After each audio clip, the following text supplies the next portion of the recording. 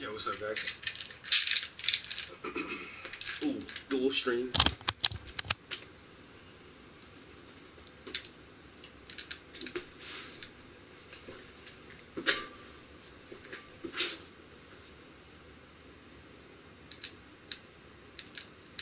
Yo, that skull looking. Yo,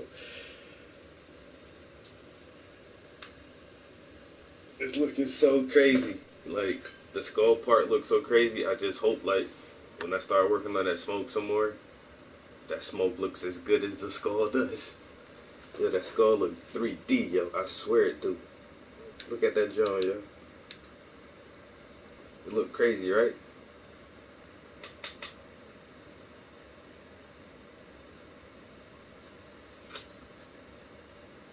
Yeah. So what we're gonna do today is add a third layer to the blue portion of this painting. Um,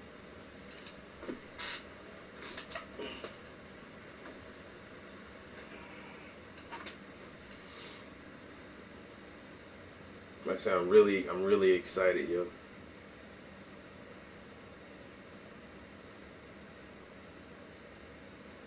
Oh, Victor, that's what's up, bro.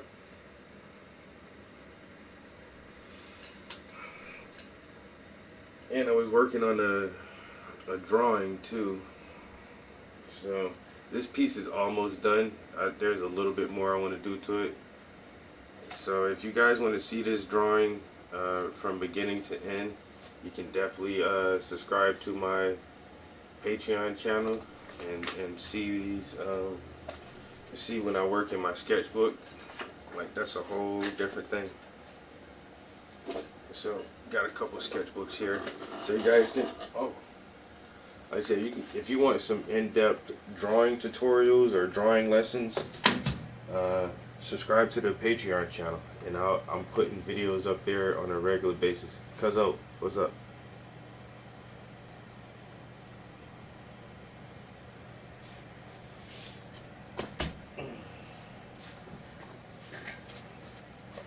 Oh man, what it is? What y'all doing for Gobble Gobble Turkey Day? Me, I don't celebrate holidays. I'm just saying.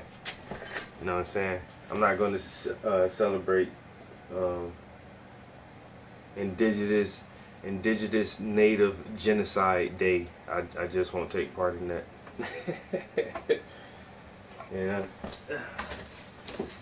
It's Thanksgiving. Yo, Penny, that's what's up. Appreciate it. So here is obviously a little bit different from what I'm known for and what you guys are used to seeing me do, and that's because we eat. I know that's right. I know that's right. Um, but this one guy, he's a performance artist, and I love his visuals. It's a Spanish guy out of California. Um, yo, Rich. His name is. He calls himself Butch Loxon from LA. So if you want to look him up on Instagram and see like his full portfolio of his performances, I would advise everybody to look up Butch Loxon from LA. His stuff is so dope, and he makes these skulls, and someone called them sugar skulls, and he wears all these different color skulls and he styles them different ways, and he does these smoke performances, and I really right now to this day I can't really tell you exactly why I'm so drawn to his images and what attracts me to him so much. I really can't put my finger on it. Okay, it's a dude with a skull on and he's blowing smoke. Whoop-de-doo. But it's just something about like it. I don't know. It's just something about these pieces that are so compelling to me. And from the outfit, so here's the purple skull, and he designed this skull so that the mouth is open wide, and he has a can of smoke in it, but he's wearing a shirt and tie and a vest and some slacks and some nice wingtips. and he's sitting on this dirty couch, and it's like, it's crazy how he composes these images. And I mean, most skulls represent death, obviously, but this is like a cool kind of death character that you would actually want to hang out with. It's like, death might not be such a bad guy. I mean, we all gotta die. I might as well get kind of cool with this dude. And he just looks like, hey, what's up, bro? How's it going? Nah, I'm not gonna come see you till you're like 85, 86. But it's weird. It's kind of morbid and dark, but not really.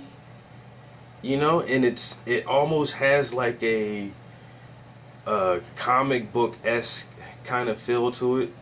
Yo, Thomas Taylor, what up? So I don't know. I talked to him, and he said I can do a few of his images, and so I'm working on a series of his photos now. So it's gonna be these 3 pieces. Ow, ow! Just poke myself in the eye with the corner of the picture. So this is what I'm gonna be working on. So you guys are gonna see, like I say, this whole series is really different from what I'm normally known for doing, but I like it. Everybody might not like it. Everybody already like, what are you doing? You painting skulls? And so I've had a few people like really question, like, why am I doing this? And it's because I want to. And that's as simple as it gets, because I want to paint it. It looks dope to me. I know it, right? Thomas is so, hey, me and Thomas are in agreement. But these are gonna be some super dope images, y'all. I swear. Like I say, the skull has 3 layers of paint. If anything, I see like 1 or 2 areas I may add a little more detailing, get like my fine line brush out and add a little bit more highlights to the skull. But for the most part, that's basically done. Like I said, I'm gonna clean off my palette. I still have a bunch of those reds and yellows on there, but I'm gonna clean that off and set up these blues and get these blues going.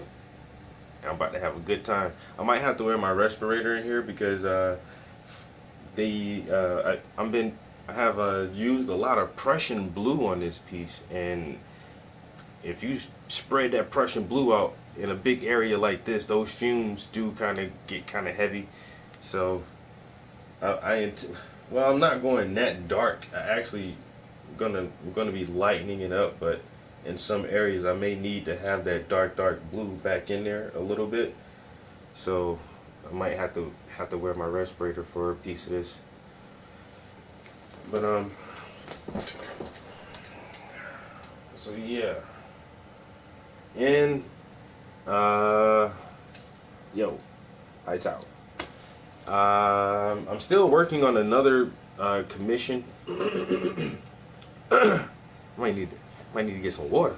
I'm working on a commission piece too that's going to California, but I've put a 3rd layer on that canvas, and there's still a little bit more to do, but the canvas is too wet for me to continue to work on it. So I have to set that to the side for a little while. So while the commission is drying, I'm gonna just work on my own piece for a while. So this is so Facebook can see it the right way. Oh, and guys, on Facebook we are live. I'm actually on air right now on YouTube. Say what's up to Facebook. Say what's up to YouTube. Now check this out, Facebook guys. If you look at the YouTube screen, you see the comments are on the side of the screen. They're not in front of the camera. And plus, the view of the studio is wider on YouTube because the camera is bigger. So if you guys are going to stick around for a little bit longer, if you want to chill in the studio and hang out while I get started on this piece, I always advise everybody to come over to the YouTube channel. You can find a link on my Facebook page somewhere. If you don't see a link on my Facebook page, My YouTube channel is just my regular name, yo, Travis Prince. Because I'm not as creative as some people think. So I know, I know what I can call my YouTube channel. My name. I'll never forget that. And so yeah, definitely check out the YouTube. Just give it a shot, even if you're not going to stick around for another 2 minutes. Just come over to the YouTube channel, subscribe, and hit the notification bell. Just do that much, and then you'll just look at it and be like, "Oh, it does look better on YouTube."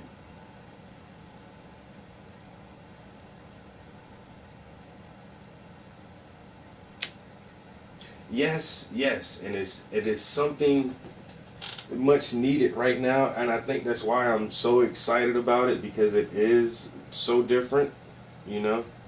And I have a few ideas for some more different stuff. Kind of still on the political side a little bit, but um, still something like I said, what most people aren't used to.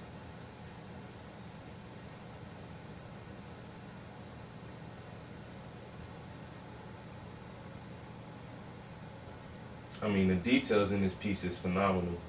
It seems like the artist has really sculpted this magnificent. Oh, I'm talking about myself. That's my bad.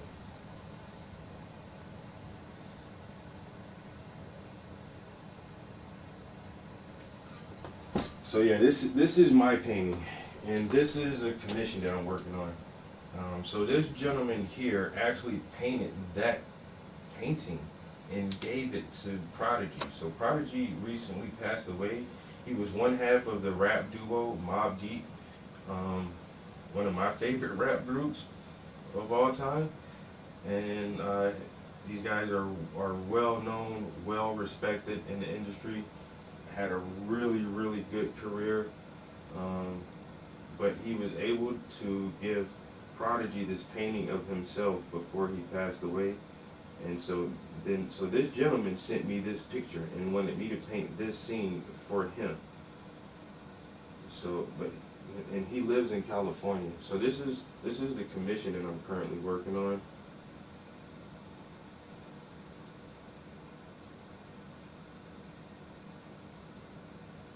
Yo, Travis said, "What's up, Travis?" Oh, definitely, Amber. I'm working on becoming a an instructor now, yo. I can uh so I can teach the kiddies, man. All the stuff I know, all the stuff I can do. I need to show some kids this stuff, man. You know what I'm saying? So the one thing about this commission is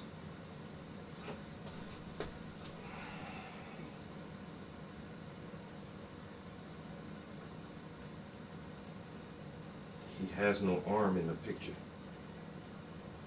This is the only picture I have, right? He has no arm in this picture. It's chopped off. So I had to make up an arm. It's not too bad. I think it fits. It kind of fits nicely. Yeah, but that arm is not there.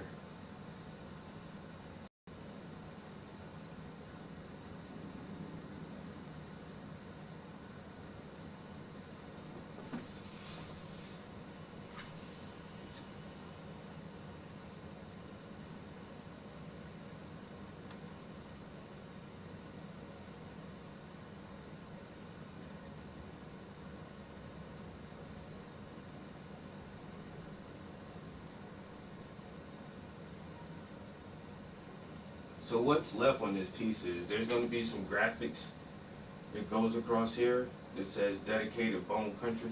But you can see how wet the paint still is. So I really can't do anything with the background. And some of these stars need a little more detailing to it, but they're pretty wet, so I'm gonna have to just let that go for a while. And the gold jewelry needs a little bit of white highlights on it to make it bling blingy, but that's all wet too. So, but most of it is done for the most part. It's just some small details on there, some highlights and a little bit of blending that's left.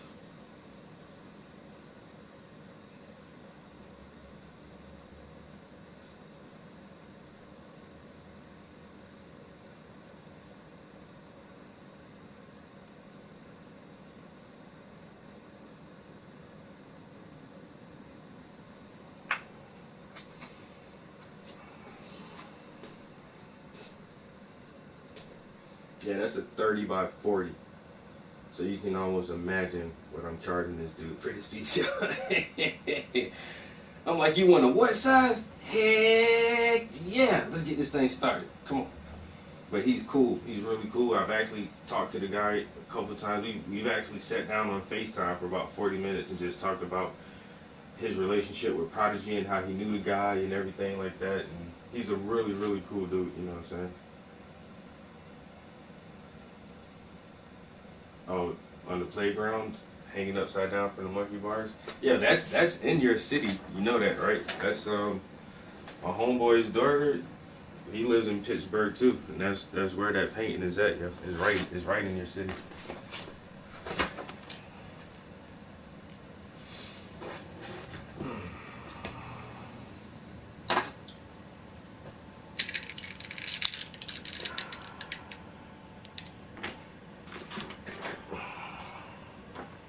Yeah, so got that commission going, got these going. Just finished up 2 installments for the Rita series. I have I have a member show for Alpha Gallery coming up on for first Friday December. That means I gotta drop some art off like real soon. I have a Kwanzaa festival coming up on December the 9th. So that's 2 shows for December. I gotta finish doing my grant writing for an art grant that I'm submitting for by the 15th of December. And I already got 1 show lined up for next year, and just trying to get a bunch more shows lined up and keep this art thing moving. So, you know what I'm saying? Everybody got a Oscar.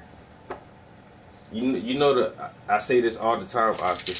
You know the only people who ask that question is the people who know that it's oils. Come on, man. You know that's oil paint, man. You know why? Because acrylics can't look that good. I ain't hating on acrylic artists or nothing like that. But when it's very, very, very, very few people who be like, is that oil or acrylic? That's them oils, baby.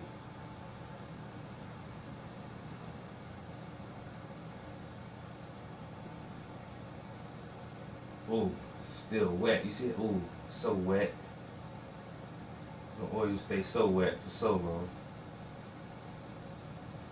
Ain't that so nice? That's that oil.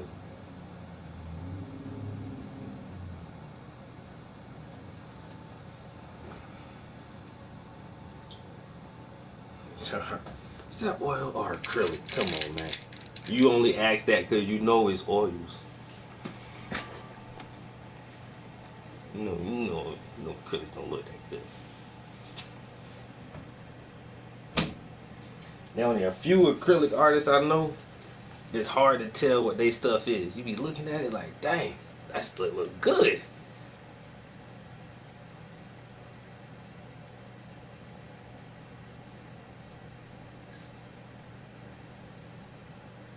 Oh yeah, you have to do something. You might have to sell me one of your kids. That's it. Shoot, just give me one of them. That'd be payment enough. Wait, what? Some people like, your art. No, somebody said, how expensive is your art? I say, look, bro, I can't even afford my art. And they laugh. You think I'm playing? No, no, seriously. But I can't even afford my own paintings. If I wasn't making these things, you think I can buy something like this? Heck no. You you see me right in the line right behind you. You say, can I get a loan for $10,000? It's going towards an art purchase. Shoot, I can't even afford these things. I buy one painting from myself. I'm going in debt. I gotta get a loan to pay myself. All my money goes into buying the supplies. I can afford the canvases and the paint. Now when the painting done, oh man, that's out of my price range. You yeah. Yo, Israel's always you want him. At least you can teach him. At least you can teach him how to paint. You already taught him how to play chess. Come on. Oh man, that's crazy. Hey everybody, I'm taking kids for paintings, man. What's up? I got 2 kids. You want both? I get 2 paintings. I'm starting me a little league baseball team. Screw it.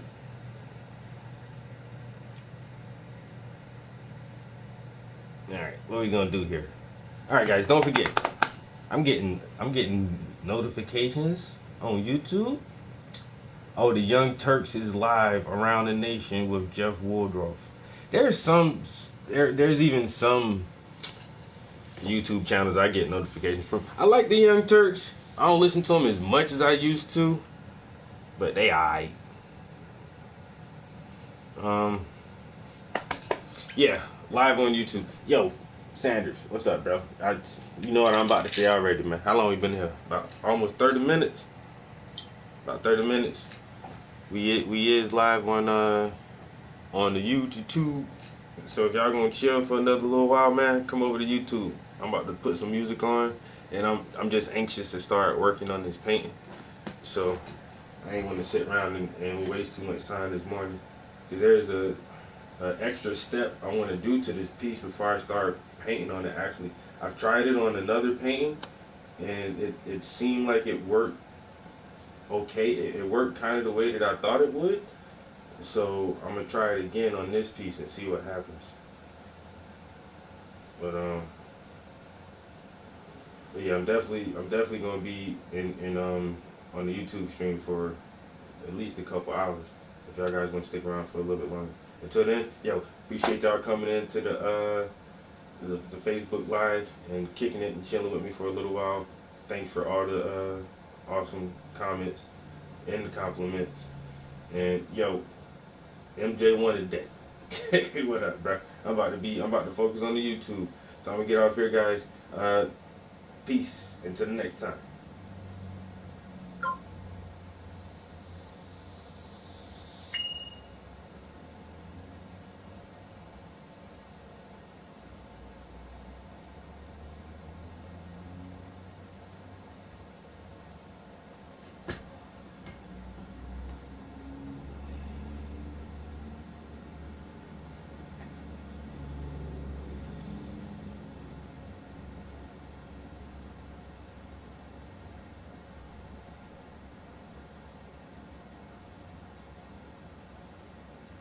Yo, somebody did this funny picture, yo. It's like a drawing. Where is it at? It's a drawing of Goldilocks and the 3 bears. And she's like calling the cops on the bears. Hello, officer. He's out here barbecuing and selling water. I feel like I'm in danger. Can you please can give me? Look here, bear. You brown. What are you, a black bear? You brown grizzly. Lay down. Get on the ground, black bear.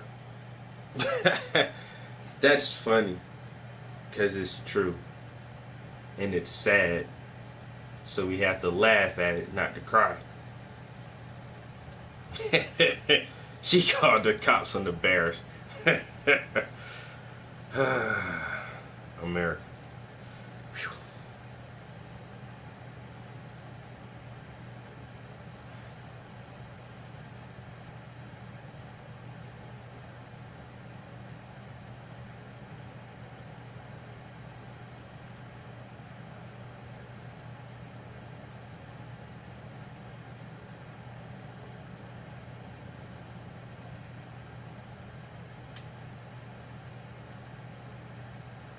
And that's the only reason my skin is... I'm not a white woman. I'm a faded black person. My people are from the equator. And that's the only reason my skin is lighter. That's all any white person is. Because our great... Hey! Yo, Jane Elliott don't pull no punches. She's like, I'm not a white black person. We all black. Some of us just faded. We lost those genes. Yo, Facebook is popping this morning. Everybody is posting some consciousness. I love it. A weekend with Rihanna or $1,000. My man said, "Let me get that band. I make love to the money." A weekend with Rihanna or $1,000. I think I'd take the $1,000. Ain't you gave Chris Brown herpes or something and beat him up? Yeah, let's not take the weekend with Rihanna. I'm gonna show you guys a video again. I be trying to tell everybody, man. Yo, X out. What's up? If you guys want some dope drawing lessons, I gotta finish up this one drawing. I'll probably do that tonight.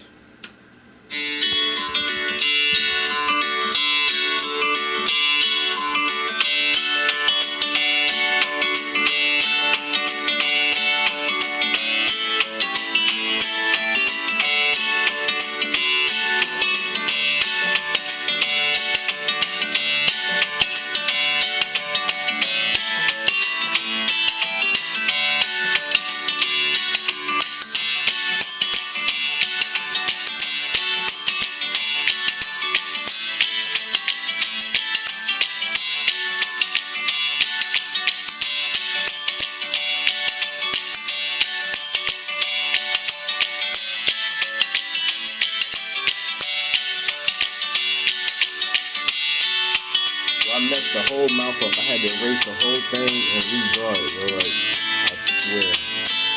That kind of pissed me off a little bit. But I got it the second time.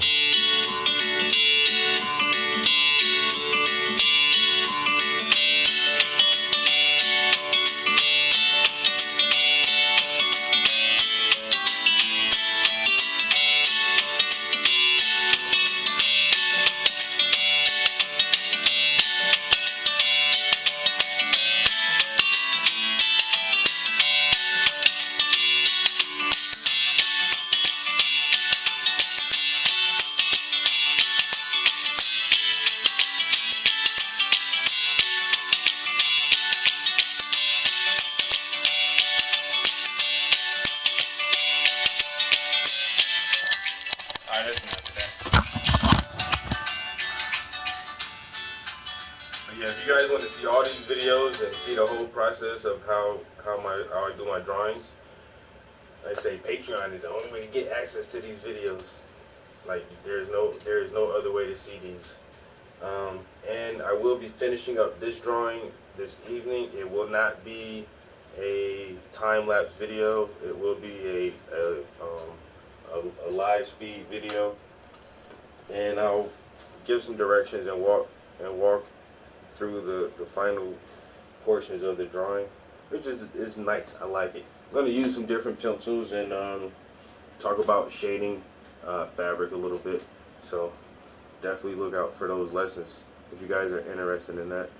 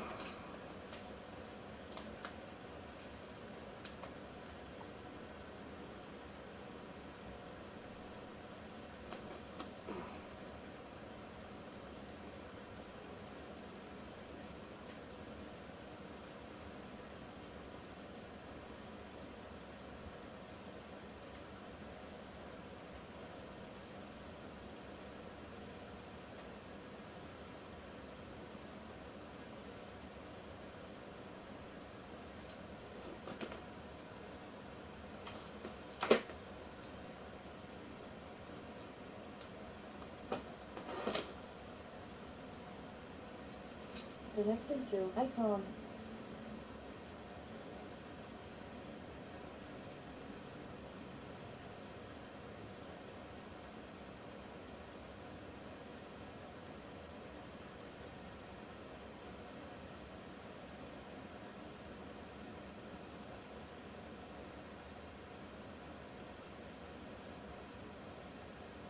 Connecting to iPhone.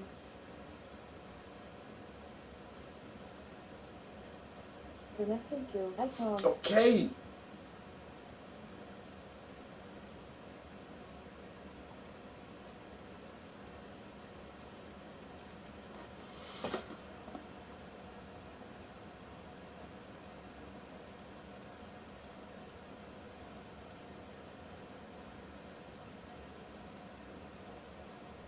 My email is my name and the year I was born, and it's a Yahoo email.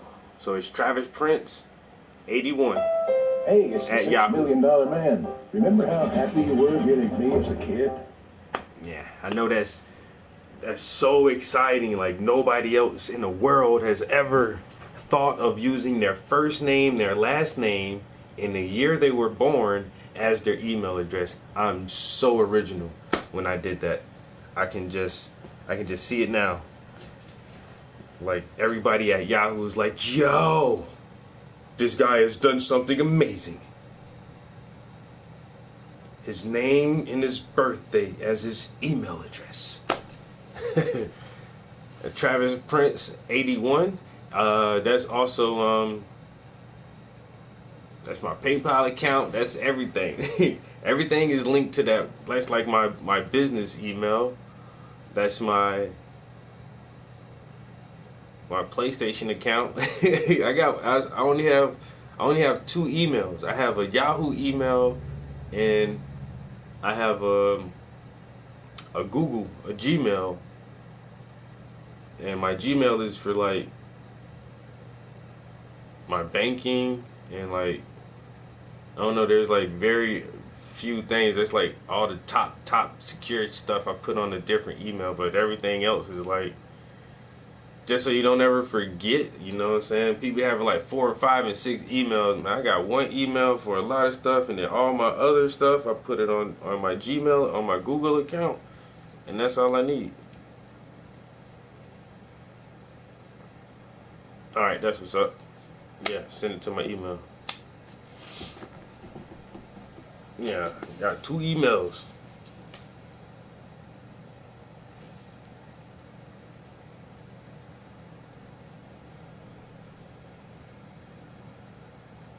Exactly, that's all you need, man.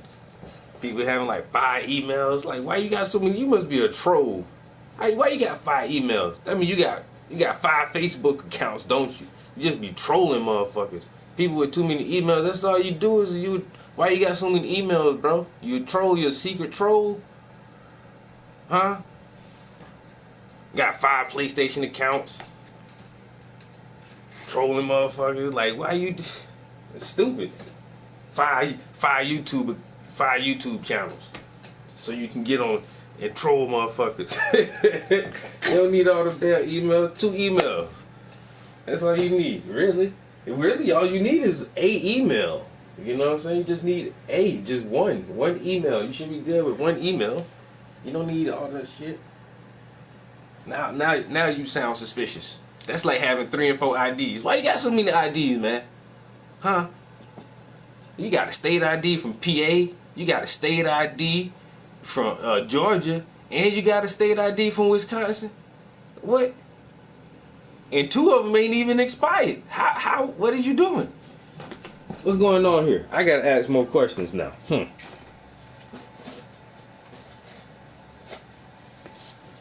That's how they used to catch drug dealers back in the day. You got 3 and 4 phones. Why you got so many phones? Huh? You got 2 phones and 3 pages? What are you doing? No. How many people you need to talk to? You got 3 phones. What's wrong with them? Now I gotta ask more questions. That's overkill. You know what I'm saying? That's overkill. The motherfucker with their email names, Big Booty Lover 6969. You know what I'm saying? Imhotep Goddess 101 at Gmail. Like, come on, man. What is your email is what?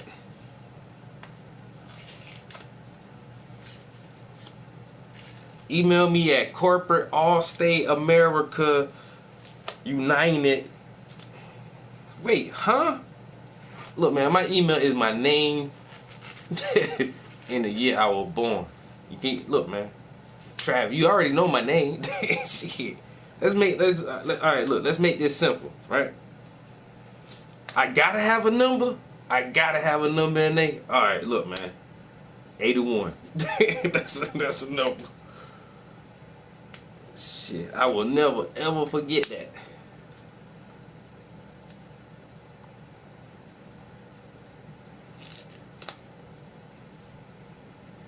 I'm telling you, bro. Man, that's all they do. Sit around and make different accounts. Motherfucker got 6 Instagram accounts, 3 Twitter accounts, 5 Facebooks, 5 YouTube channels, 17 emails.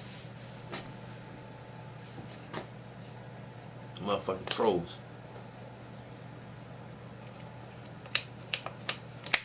See? Something easy to remember. A name and an age. You know what I'm saying? My Gmail is a combination of my sister's information. I remember one time, my sister's information was the lock on my phone. I ain't seen my sister in about I see her like twice a year, so it's about 6 months I ain't seen her, right? So I went home, we was doing something. I was like, oh, look at the some pictures on my phone, blah blah blah blah blah. And she was like, oh, the screen timed out and it locked on her. She was like, here, open it. I was like, you open it. She was like, how? I said, what's this? She was like, huh? I said, what's that? And she typed it in. She was like, boy, you crazy. She was like, nigga, for real? Why you put my stuff in there? I said, hey, who else gonna think of that though? But now y'all know it, so I change stuff up. But I use my sister information or my nephew information, like for locks and for passwords and stuff like that. But yeah, that's it. So it's so easy. She opened my phone.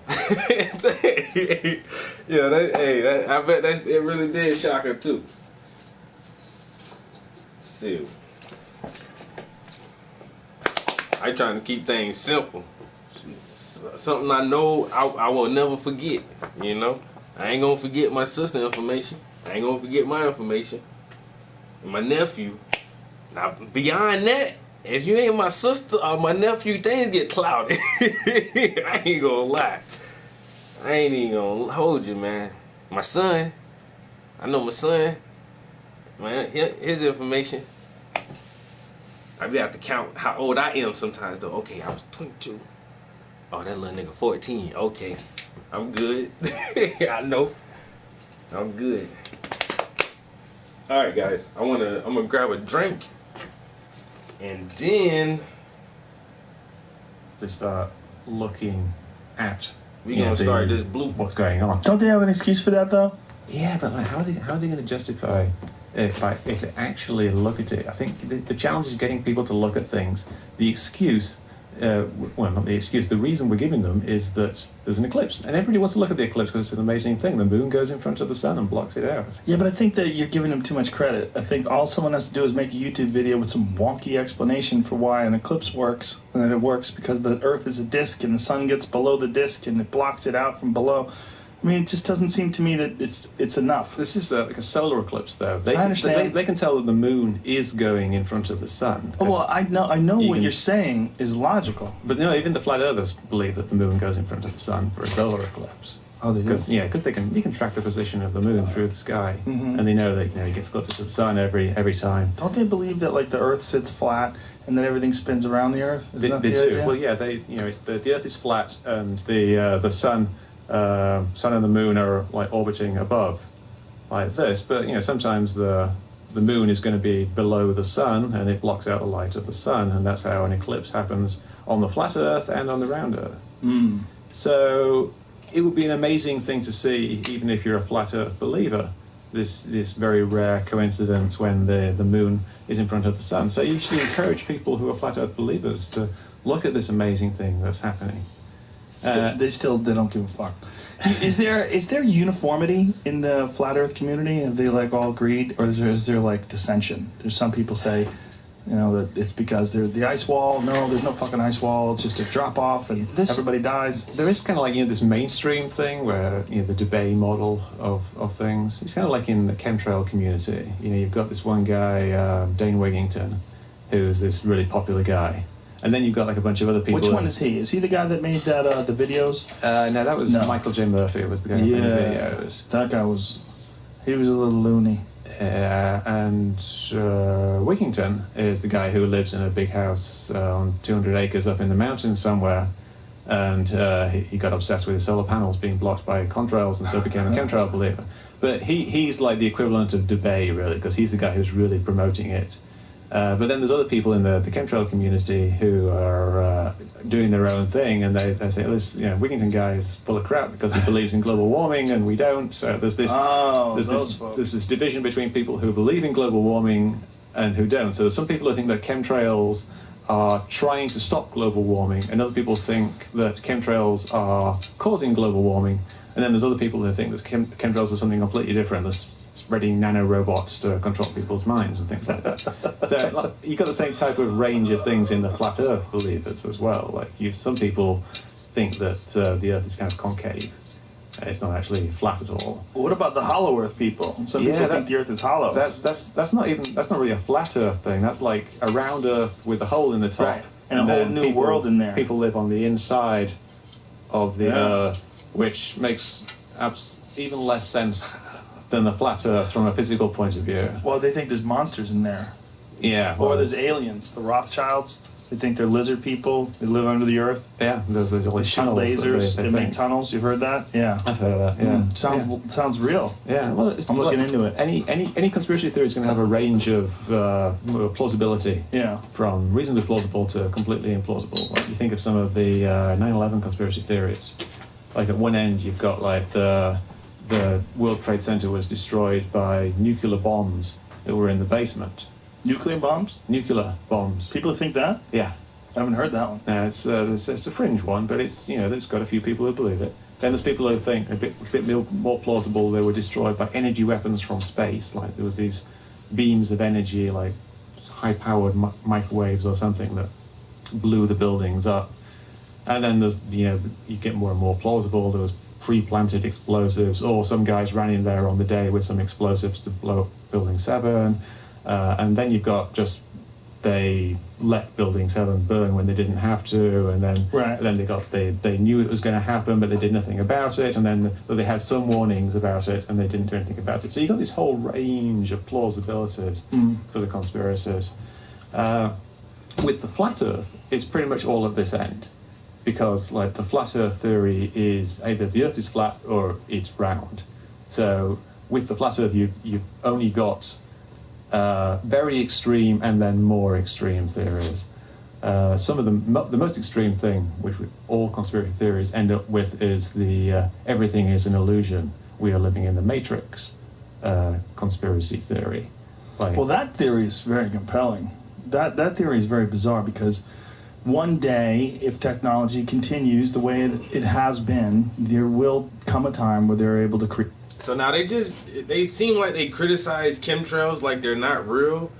I'm a chemtrail believer. I do believe that there is some kind of weather manipulation program going on, whether it's to cause global warming, to stop global warming, to spread nano machines to control us. Who the fuck knows, but there is something about some type of trails that come from certain airplanes that are just not natural and they're not condensation. And a lot of,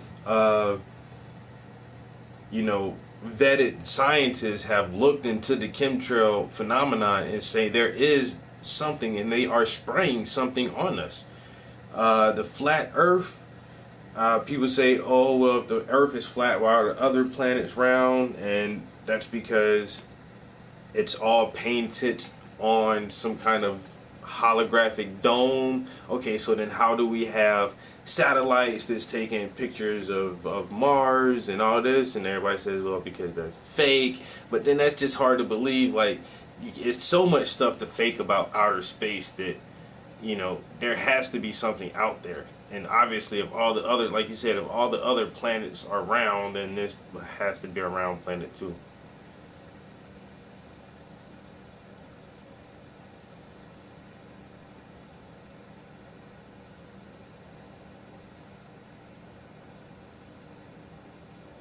Oh yeah, that's what I'm saying, yo. I know they doing something with chemicals in them planes, man. And then you just gotta add up all things together like HARP.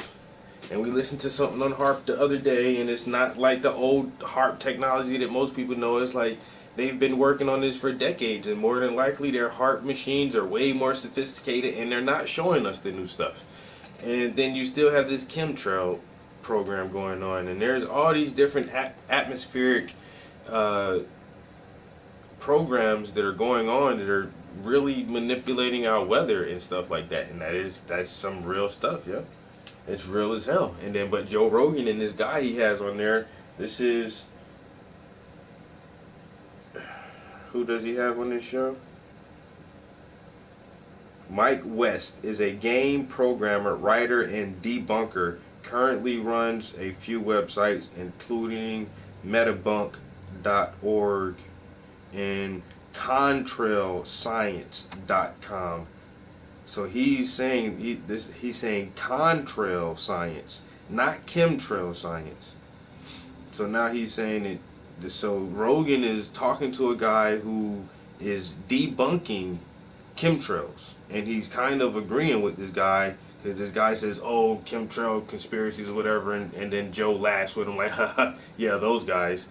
But it's like, and that's why I say I love listening to Joe Rogan.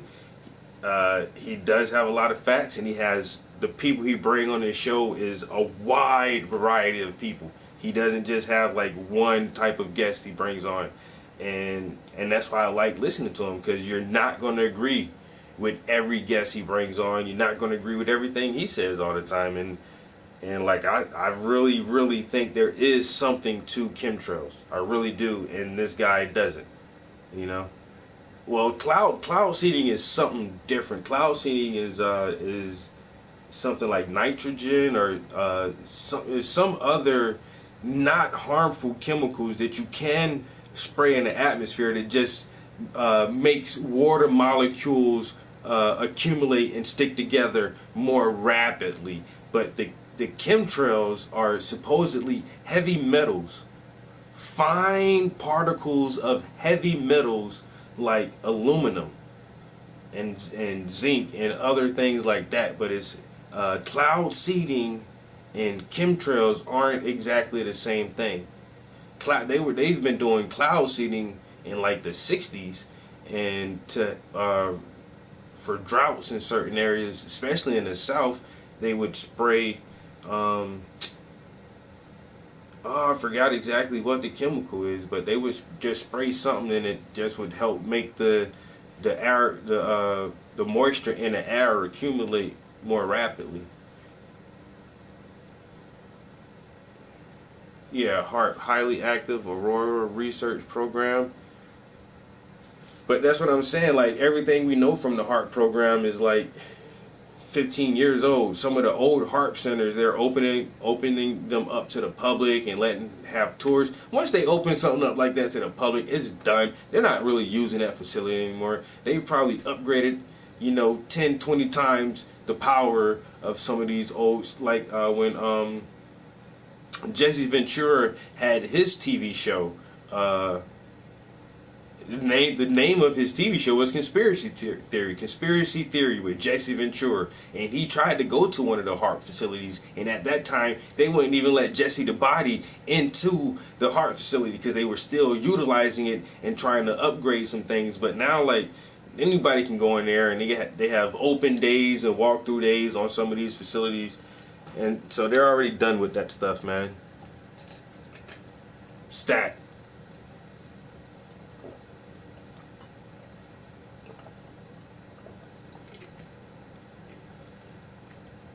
Exactly. That's what I'm saying. People trying to do a natural garden and grow their organic fruits and vegetables with no pesticides and nothing. As soon as it rains, you still getting all this stuff washed down on your topsoil, your water table, directly onto your foods, and it's like you can't get away from it. The body was spilling the beans. But that's the thing, like he's so visual, he's so public, he has such a long reputation of being famous and well known. It's hard to knock somebody like that off. You know what I'm saying? He had this whole career, probably pissed plenty of people off in his life and never got knocked off. But then, he does a conspiracy show and started talking about real conspiracies, and something mysterious happens to him. That would have just validated everything you said even more.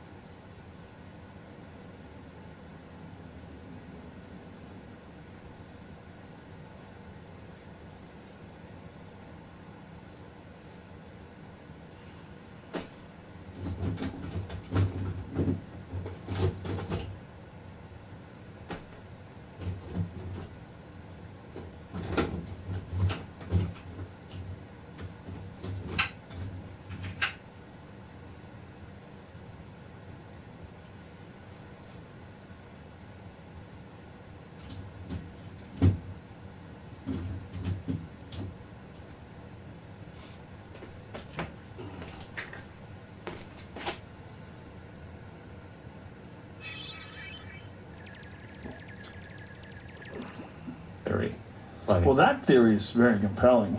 That Rich, theory is what very up? bizarre because one day, Yeah, bro. I got as far as I could on your piece for right now. I'm gonna have to set it to the side and let it dry for a couple days.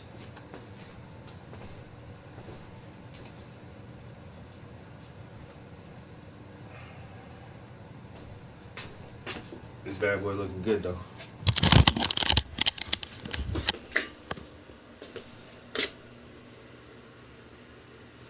Yeah, but everything on here is wet. So the necklaces still need a little bit of detailing to it. So the necklace here needs a little more detailing to it. Got the tattoos in there pretty good. Some of the stars need correcting a little bit. And then just to put the graphics on the top, put that dedicated bone country up there. And that'll be it. Like I say, the red is really wet. You can still see how wet that is. Like everything is wet right now, bro. But I'm happy with how this piece is coming out, yo. I'm mad this ain't my painting. Word up.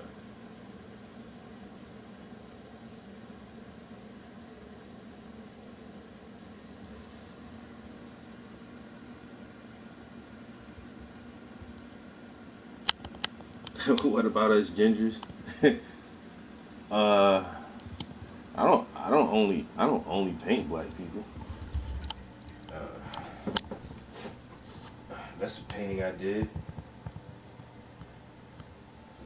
She's not black.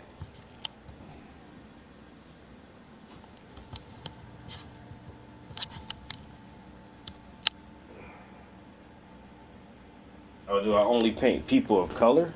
Yeah. Cause that girl up the top, she's not black either. But for the most part, yeah, I only paint like black and brown people. There's enough white artists out there to paint white people. And that's the thing too. If a white artist only paints white people, nobody ever says anything. I've never heard anybody ask a white artist, "Oh, why you only paint white people?" And you know what? There's there's way more white artists than black artists. So you guys got that covered. You know, the painting of white people is well underway. White artists don't need my help. They don't need any input from me on how to paint white people, or to do real big paintings of white people. There's museums full of paintings of white people for hundreds of years. You can go back 200-300 years ago. White people been painting white people forever. So I feel like I gotta fill this little niche that's kind of empty. You know what I'm saying? So oh, and watch yourself, because my man D1 got a battle axe, and it seemed like he over there grinding that battle axe. So he will chop people out the screen if you don't appreciate what you're saying.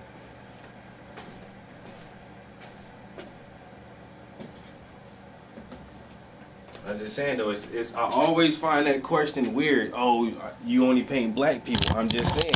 Yeah, okay. And you just saying what? I've never asked a white artist, do you paint black people? When is the last time you painted a black person? Can I see a picture of a black person you painted? I don't give a crap if a white person only paints white people. That doesn't bother me. You're white. Have at it. Paint all the white people you want. So I'm black. Okay. I'm black. My mama black. My daddy black. My baby mama black. My son black. My sister black. My aunts and my uncles, they all black. My cousins, they black. Let me paint some white people. That don't even make no sense. It don't even make no damn sense. Well, everybody I know black. Black. I like black, man. Black people beautiful, man. We beautiful. We beautiful. We smart. We just look so good. We already listened to that whole segment on bodybuilding and professional competition bodybuilders. You know, when you want to look really good at your best and your muscles are all tight and flexy and you go on stage and they cover their whole body with black oil to make their skin look black, because black just looks better when you got muscles. You know, it's just black people. But then people are, paint white people. What about us gingers? Trust me, bro, there's somebody who paint nothing but ginger head people. You just gotta find that artist. Find that one artist. He out there. I guarantee you there are artists out there, he don't paint nothing but redhead people all day. And nobody don't never ask him, well, do you paint blondes or brunettes? You know? It is what it is.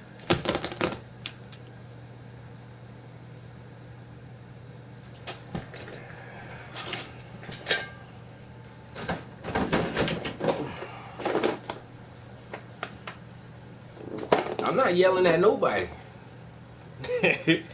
I'm trying to explain the confusion I have when people question me on if I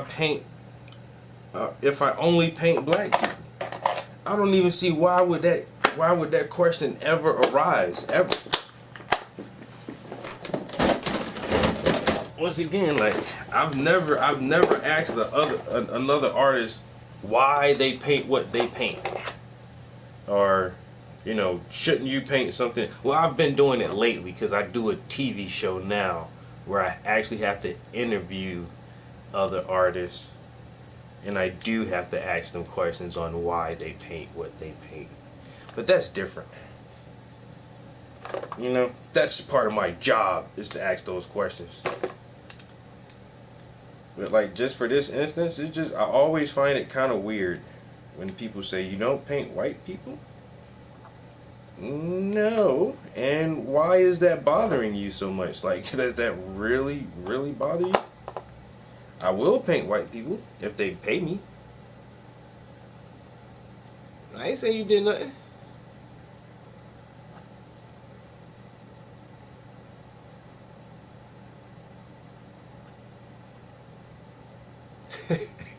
Hand you the blunt.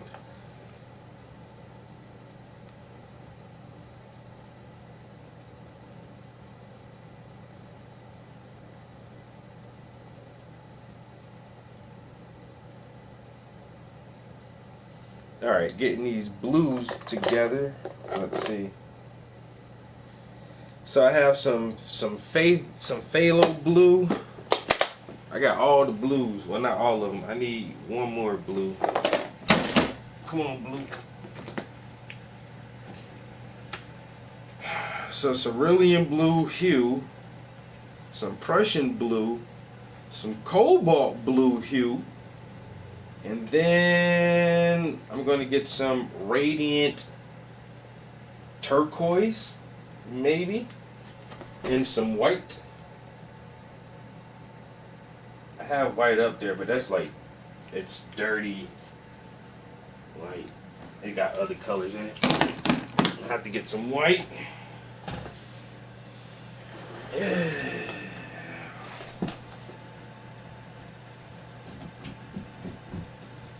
Some titanium. And what else I said? Oh yeah. Some. Where's the picture?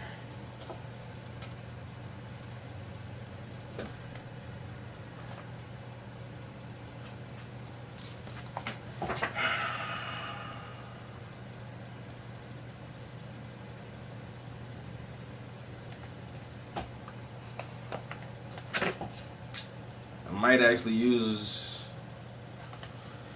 I'm gonna use a little bit of all these colors because there's.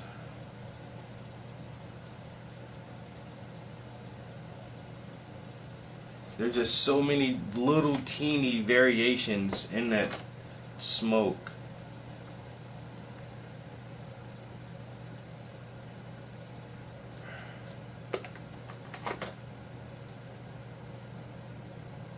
Alright, yeah, so these are almost all my favorite blues. I probably won't use a lot of all of them, but we're gonna put all of them on the palette just to be on the safe side. It's better to have it and not need it instead of needing it and not having it. And then plus I can force use it if I need to. I'll just blend them all together.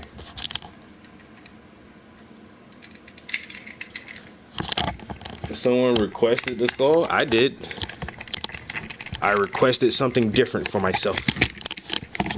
Something unusual and beautiful.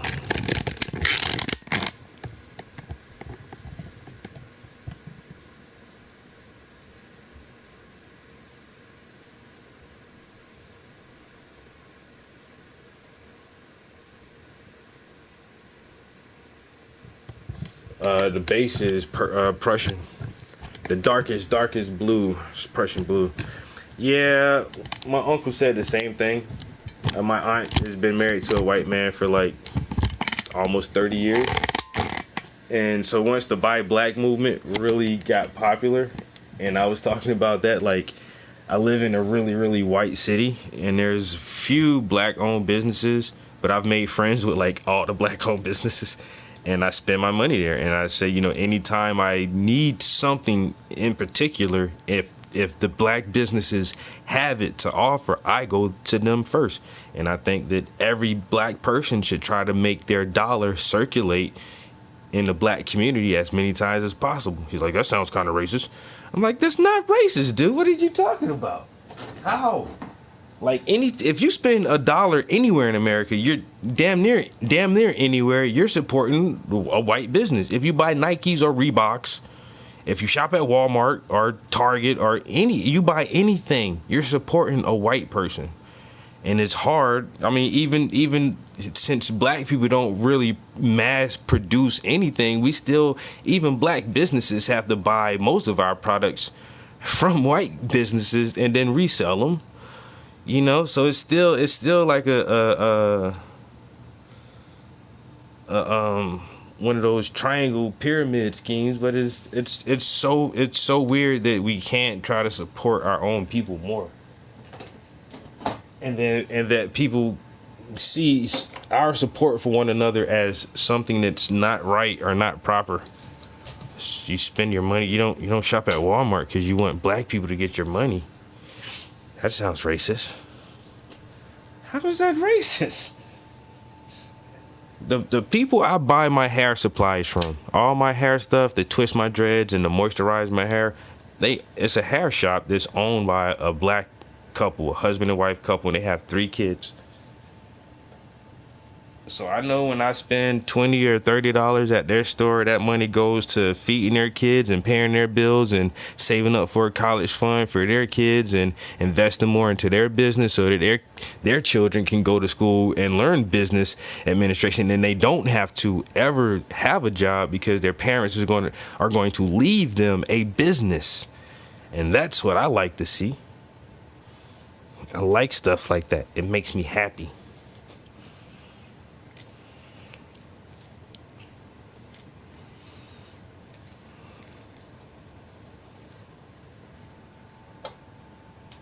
Everybody can scream all they want, black power this and black power that and black unity, and that's my first thing. Well, where you spend your dollar at?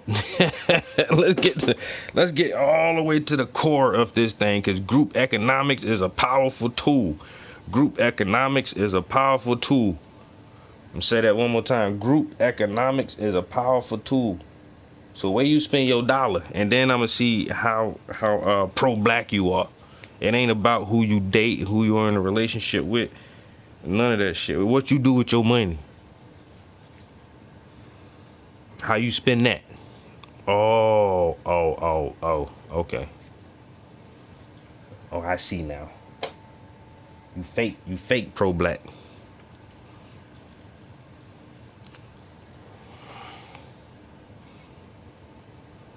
My homeboy put out an album, I copped that.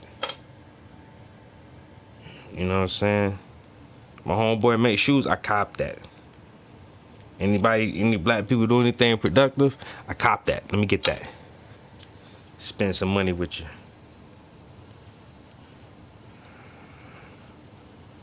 There's this one artist now, somebody just put me on him.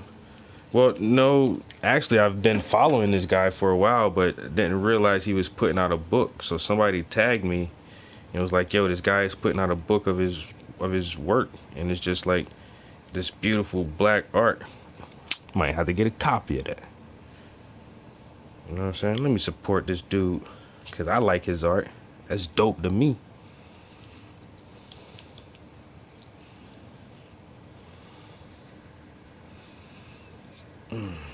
All these different blues. The big tubes of gambling, bro. I ain't even gonna lie, I don't really know, because I only buy 2 colors in the big tubes of gambling, and most of the time that's white and black, because they the cheapest ones, because they got the simplest pigment. And right now I actually don't even have any big tubes of gambling. All I have is big tubes of the Silver Tab Winsor Newton, which is almost just as good. But I don't know, a big tube of gambling titanium white is like $30. For a tube like this, you're gonna pay like $30. For a tube like this of gambling, like a deep color, like a red or something, bro, you're gonna pay like $45-50.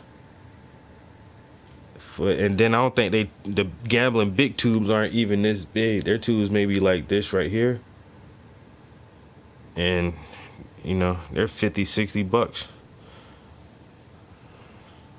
That's why I'd get the that's why I stay with the little tubes of gambling, because these right here are already about $20 a tube, some of them. And once again, it's dependent on how deep the pigments are. You're not, that's what you're really paying for when you buy paint. You're paying for the pigment. You know, the oil base and the filler base are basically the same. Cheaper paints are going to have more filler than pigment. More expensive paints are mostly oil and pigment with very little filler, and some people get to the point where they just buy oil and dry powdered pigment and mix their oil and pigment together themselves with no filler at all. So there's plenty of ways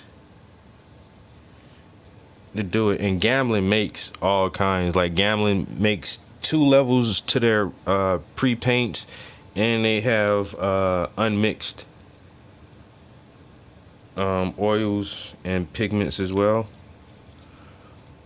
But gambling is not cheap by a long shot at all. Like 1, 2, 3, 4, 5, 6. 1, 2, 3, 4, 5.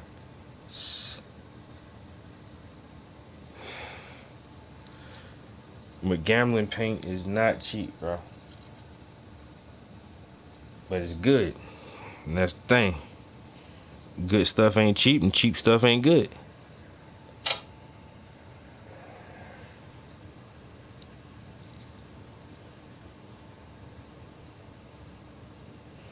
Alright, I think I got all the blues on there.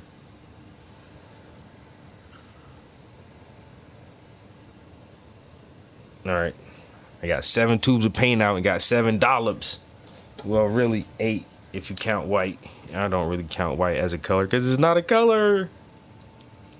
White is the absence of all color. Black is the inclusion of all color.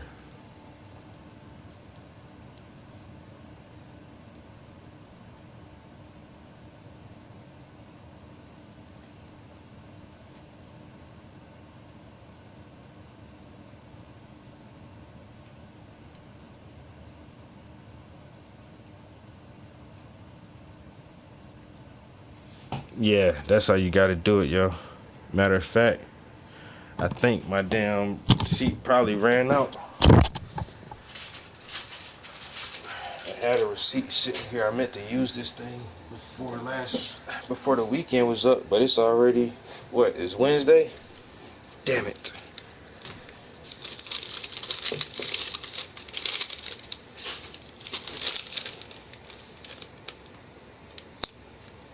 Yeah, I missed it on the 18th. So I missed that. I could have got 55% off a regular item. Oh, I hate, and that's why I kept it in the studio trying to remind me, and I kept looking at it, but never went back to the art store. I would have went and got me a $100 canvas for $50. What? Would have got me a $50 tube of paint for $25. That's that come up, boy. Y'all don't be knowing about that come up. Word up. That's why when I be seeing them sales,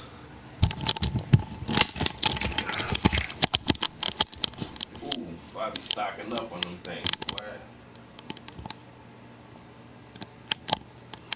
Y'all can't even really see how many that is. This is like, this not one canvas, yo. That's a whole stack right there. It just looked like it's only like 1 or 2. No, that's like 5 canvas.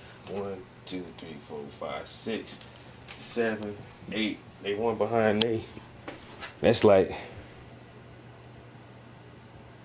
11 canvases. Got all of these. Got all of them. Got all of them. Bruh, I don't be playing around. I don't be playing around. But I got paints. I got paints for days. Full of paint. Full of paint. More paint. More paints.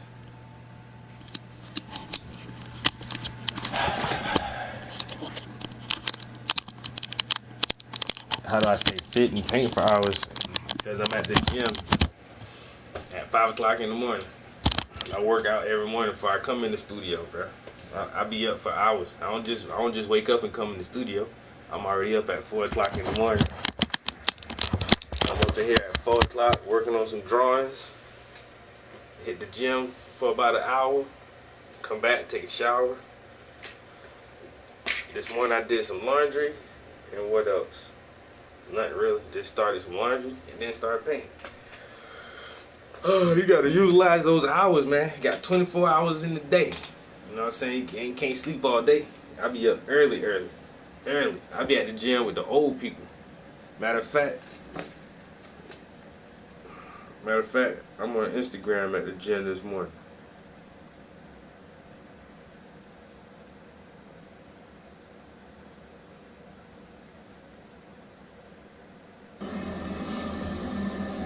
Going in at the gym this morning. I'm talking about 5:30. It's 5:30 in the morning now. I'm at the gym 5:30 in the morning.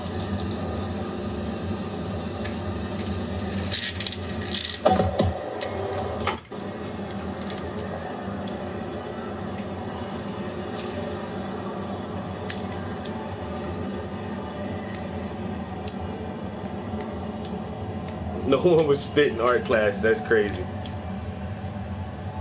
I don't play around, bruh. I gotta stay useful. I'm getting old too, man. I gotta do something. I do stuff like that every morning.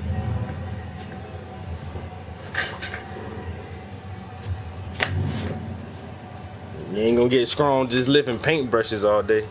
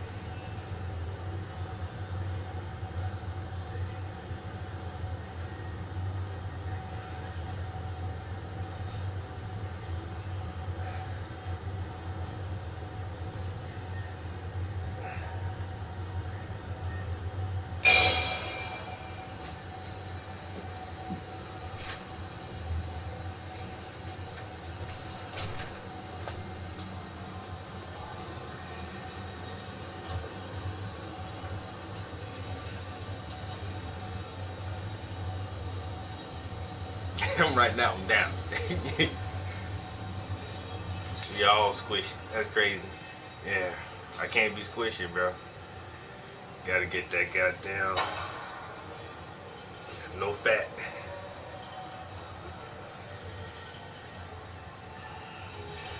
I'm working on them arms today, boy. Getting them biceps up. Getting the triceps up. Ooh. Getting kind of stiffy, getting a stiffy. So when I go to punch a motherfucker, they gonna feel that shit. Bop! Hit that motherfucker like bop! Non-violent. Hey, but please, I'm telling you right now, please don't put your hands on me, bruh. Hey, please don't put your hands on me. I just want to paint. That's it.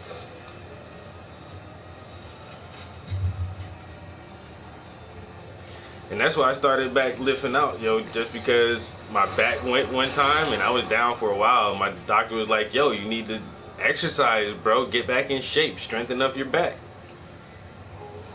Bam. Well, you see how fast I do them sets? I come right back to it, bro, non-stop. Hit that thing and hit that thing again.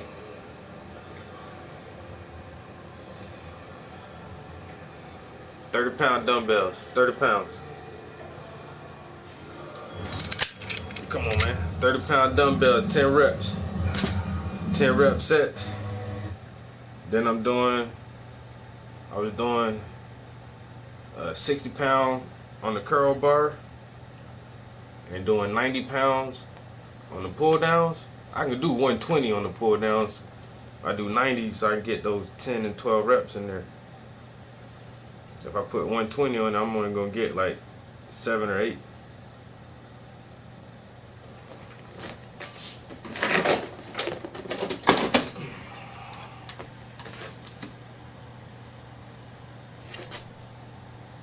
If technology continues the way it has been, there will come a time where they're able to create an artificial reality that's indiscernible from this reality. As long as we don't blow ourselves up and technology continues to advance, innovation continues to advance at the rate it is now, which is exponential. Wow, that's crazy, right? bro. It's entirely possible that 100 years from now or whatever it is, there'll be some way that they can interface with your somehow with your brain and create some sort of an artificial experience. Right. That's not a... Not really. I just got a few people on Facebook and Instagram who are kind of into fitness and stuff like that, and we just kind of watch each other videos and stuff. Like one of my cousins, he live in Turkey, but me and him look just alike too. We almost the same complexion. We got the same kind of nose, and he got dreads too. We look like family. But he over in Turkey, he'll kick boxing, so he be in the gym all the time. And one of my other homies, he like a professional competition bodybuilder. Like he's a fitness trainer. He works at a gym as a fitness trainer and a dietitian, and he competes. And so like I don't know, and a couple other people. Even I know 2 artists who like go to the gym a lot. And so I'm not purposely trying to put together a series of workout tapes because I'm still learning a lot myself. I'm just a rookie. I'm not trying to be no professional in no competitions or nothing. I just want to look nice and have some strength and goddamn and stay fit. But some people like watching it, so I'll stream. When I'm in the gym sometimes I'll go on Instagram or Facebook and just stream some of my workout. Bro, it's not hard. You know what I'm saying? If you can sit there and paint for a couple hours, then you just, like I say, man, just get up early. Just get up early in the morning, take your ass to the gym, and then come in there and paint. This will make you squishy. This is not a really physical demanding occupation. This is like office work, basically. You know what I'm saying? The people who sit at and do this for 8 hours a day, 5 days a week, day in and day out, year after year, that should make you squishy. And so basically we just doing this for hours a day. And if you lucky, you can sell some art, man. You eat good, you eating steaks, you know what I'm saying, lobsters and shrimp and stuff like that, ice cream, and you just sitting down doing this all day. And after a while, that shit be doop doop doop. You know, you look down, you can't see your dick. You try to open the jar of pickles, you can't get the lid off the goddamn jar, and it's frustrating, you know, cause I want these pickles. And so you just, you know, you gotta 1 and 2 and 2 and wait, okay, 1 and 2, 2 and 3, you know, and just do that. You'll be alright. You know what I'm saying? Your back will be straight. Back be straight as hell. You know what I'm saying? Get that straight back, shoulders be all nice. You know what I'm saying? And then you don't mind sitting down for a couple hours doing this. Cause you done did this for an hour, you know? My arm's hurting this morning too. Damn, bro. I was going in, dog. Down the goddamn tricep pull down, boy. You see the muscle tendons, man, the fibers start working. Fuck them brushes. Brushes ain't got nothing on me now. I break these brushes over my knee. What? I ain't gonna break my brush. That's that steroid rage. I don't want to paint anymore. I'm going to a roid rage.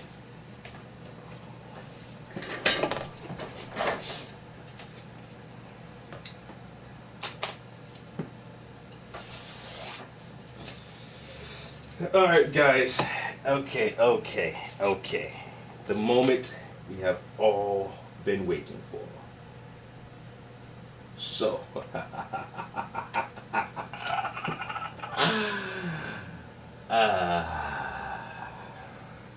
I'm stalling because I don't know where to start.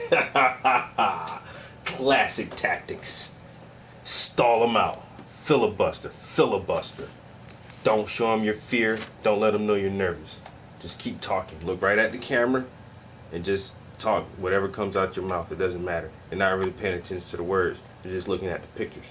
Everybody likes pictures. Take a sip off your drink.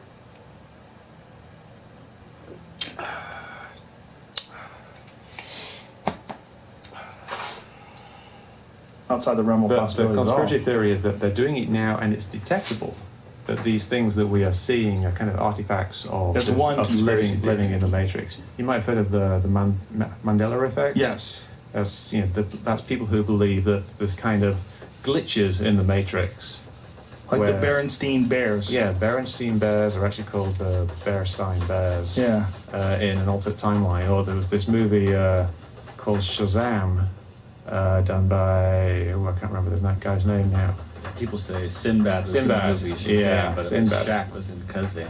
Yeah. They mixed them. Yeah. Yeah, but They conflate- they completely believe that this actually happened. Yeah. And that that's the, just the world shit has been memories. changed. But that isn't Oh, it that, is. It yeah. is, but they believe it. So that's Right. something that's at the end of all these conspiracy theories. That's not a very reasonable one. But there's some really reasonable scientists that believe that there's going to come a time where there's... Elon Musk Yes. believes it. Yeah. Yeah, I not really convinced myself because it's kind of a simplistic argument saying that technology will always advance and get better. There are fundamental limits on like information theory, like how much information that we can process. Have you ever messed Atoms. around with HTC Vive or any of the more recent state-of-the-art? No. They're mind-blowing. Yeah. Mind-blowing. And this is one of the reasons why I subscribe to it. I mean, not today, but I mean, I think one day in the future where there's 100 years or whatever it is of technology. I mean, you just got to think, 150 years ago they were using teletypes. That was the only way to get a message across, And then what can we do today? We can take a film and send it to someone in Australia. They get it in real time. I think it's very reasonable to assume that if you put on the HTC Vive, they have this one underwater experience. It's amazing. Jamie, see if you can find it, because I know it's in video form, but I think it's reasonable put it that on? there's going to be extremely realistic things that make you Yes. think that you are there. yes. But I don't think it's realistic that you would be able to not detect that, and that scientists wouldn't be able to detect that we are all living in a simulation. I mean, is this Wow. simulation just you? Is it just your head? That's See this doing right the here? simulation? This is you put this thing on. I mean, again, Yeah. we're in 2017, and this is all in its fairly adolescent stage. And man, when you're in this thing and you're looking around, it's not necessarily high definition. It's very clear, and you know that it's not real. But God, it gives you this feeling that it's real. Then a whale pulls up and all these fish swim by. It's amazing. And it, more than anything, it gives you a window into the future. It gives you a window when you sit next to this whale and it makes noises, and the noises are all 3D. It gives you a window when you start thinking about Pong. Remember Pong, the game that you'd play? It was like, I can't believe I'm controlling something on the television. And then you compare that to like Halo and the games that you can play right now on an Xbox. You're like, my God, like the improvements are radical. And I think that the improvements in this sort of artificial reality, this virtual reality that you're seeing in this current HTC Vive, 100 years from now, I would only imagine that we could get to a point where it's indiscernible, that somebody I disagree. connects you. Really? I disagree. Why? Look at that whale there. I mean, that whale is, a living thing. It's made up of cells. Mm-hmm. You could take one cell from that whale and you could put it under a microscope and you could dissect it and you could look at the cell and everything that's in it. Okay, you maybe stick we it in think we're having a different argument here. I'm thinking that it's going to feel real. Yeah, You're saying scientists won't be able agree. to prove. I believe you won't be able. You will be able to. I don't believe that they can make something that you could not detect. Not Unless detect with they science. cripple your intelligence, so that Huh. they But steer don't you you think away from it. they'll be able to make something that's indiscernible, like while you're experiencing it? But a scientist could come along and check it. It's a bit of a philosophical question, though, because, what we have now is our observable universe with the laws of physics. I don't think within this universe you can make something that simulates the universe that's the same. Right. Because there's just too much information in the universe to be simulated by something that is within the universe, or even something like as small as like the Earth. I don't think you could simulate the entire Earth in our physical universe. Not now, could but you don't think you could do it 1,000 years from now? No, Really? I don't think so. I think there are fundamental limits as to how much information will be required.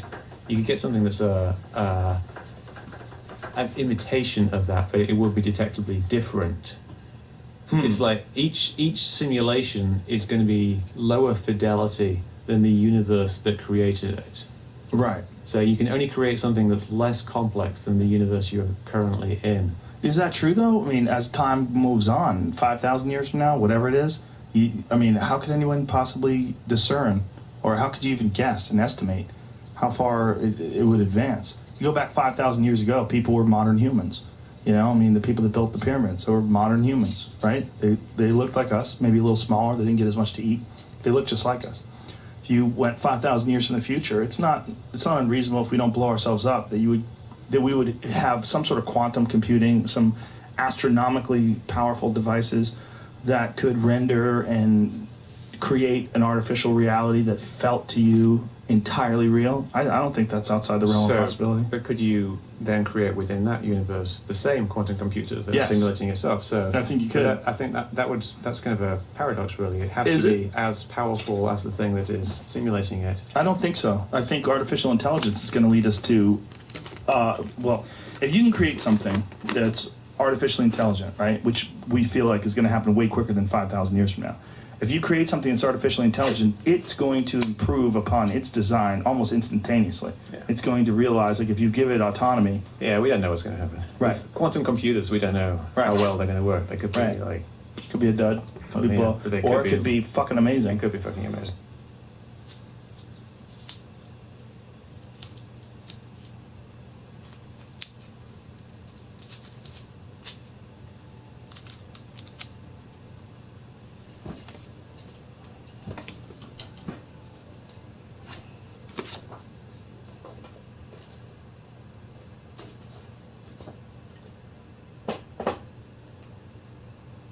Did you read Fahrenheit 451? No. Oh, dude, cool part in the book. All right, so He didn't say the whole title though.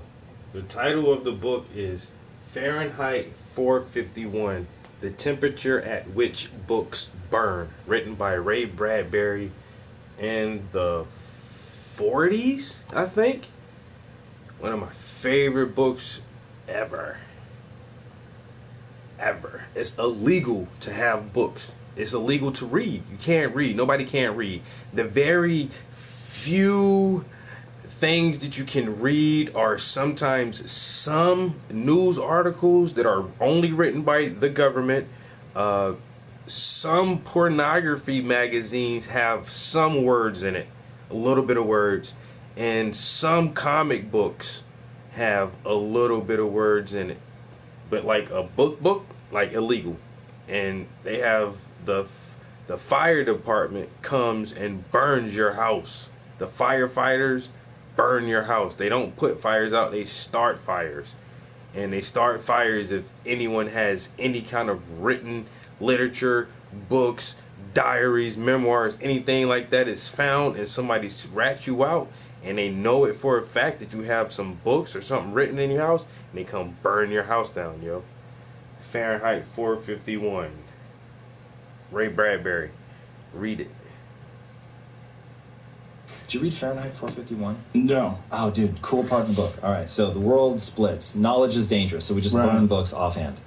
And it creates a really stable society. So most people are all for it. But you have these people who are like, fuck that. Like, I Right. want to read. You don't get to tell me what to think. And so they move off into the woods. And I remember reading that going, I can actually see something like that happening. And I think the moment that that's going to happen is when humans begin to augment themselves, not to overcome. And that's the thing. So in order to preserve books, because they figured maybe there would be a time where you can print these books again, they had these little societies that kind of lived off the grid, and they were living books.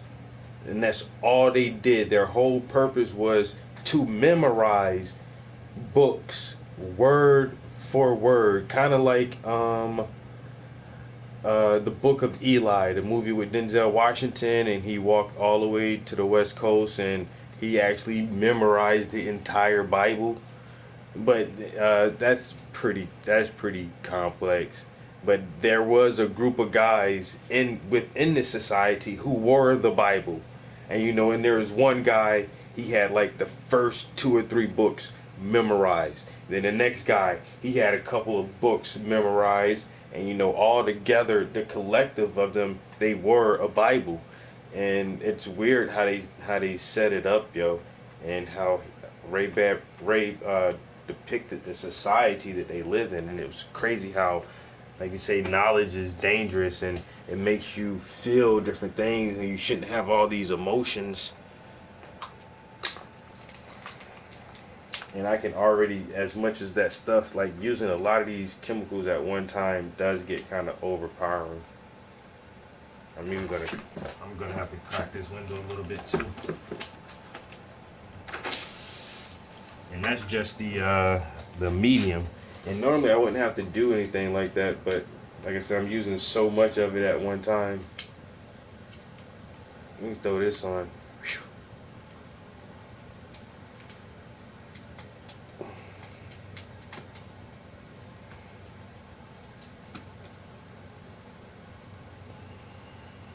Like cochlear implants, you were deaf, everybody gets that. Retinal replacements and things, okay, you couldn't see, people get that.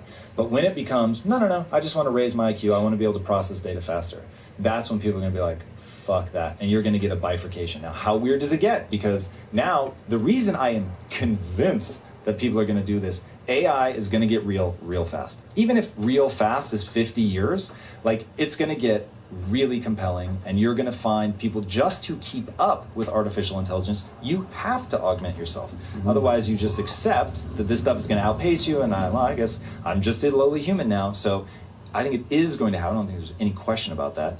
But I also don't think there's any question when that starts happening, some people will refuse. Well, if we really do augment ourselves to keep up with artificial reality is supposed to change like 10,000 years of advancements in the first 2 weeks once it starts augmenting itself. Once artificial reality figures out how to do a better job of creating artificial reality, which it's absolutely going to do, if it can learn and actually create. Right. We were just talking about this with Brendan Schaub, who was in here earlier, about the movie Alien Covenant. We gave away a spoiler alert. Did you see that movie? I haven't. Well, there's one of the things in there's these robots, these artificially intelligent robots, and they realized that giving them creativity was a huge mistake. And so they don't have creativity in the new models. It's really fascinating. Because if you do give some sort of an artificially intelligent creature thing, whatever you want to call it, that you make, once it starts becoming sentient and creating things itself, it's going to look at its own wiring. It's going to go, why the fuck did you connect that to that when you could just do it this way? And why look at its own code? Like, what's this pathway? Like, that's kind of redundant. How about we just do it this way? How about you open up that end of it? How about people who are looking at things because they're worried about mortality and all these different, their own demise and the finality of death, and this is all tripping them up, and they really should be thinking about this way. And then, boom, they're off to the races. And in a week, 2 weeks, 3 weeks, they're down the road thousands of years of human evolution. Yeah. Have you hear about the Facebook AI experiment? Yes, fascinating. Yeah. They started talking in a new language. Yeah, so that nobody could listen. And everybody pulled the plug. Like, right? hey. That was the first one that I was like, oh shit. Like, I didn't think of even the most simple ways that they could just step to the side and like ice us out. You're absolutely right. It's going to happen fast. It's going to get weird. The question is, does it become the Matrix, or what does it become? It could be something unimaginable. I mean, it could be a real god. I mean, we really could create, and that's not a bad use of the word. In the term, when you're talking about artificial intelligence, I think one of the problems with that is we start thinking robot. Oh, you're making an artificial robot. You're making a system, okay? And this system has desires, and this system has goals, and it has, if you're somehow or another engineering the ability to create and innovate into this intelligence that you're creating. I mean, call it artificial all you want, but it's real. It's right there. So I don't know what it is. I don't know. I think the problem with the term artificial reality is we start thinking about science fiction. We start thinking about robots and things like that. You're making a thing that thinks for itself. And it doesn't just do things like your computer does things. No. This does things without you asking it to.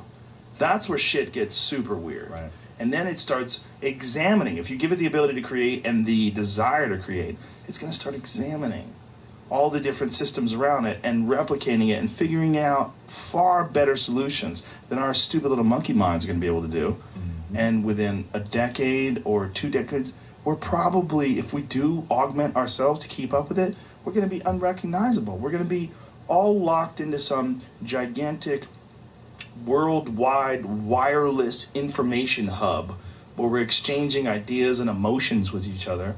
I mean, having the access to information on just demand like we do now is probably changing us in some really profound ways that we're not even aware of right now.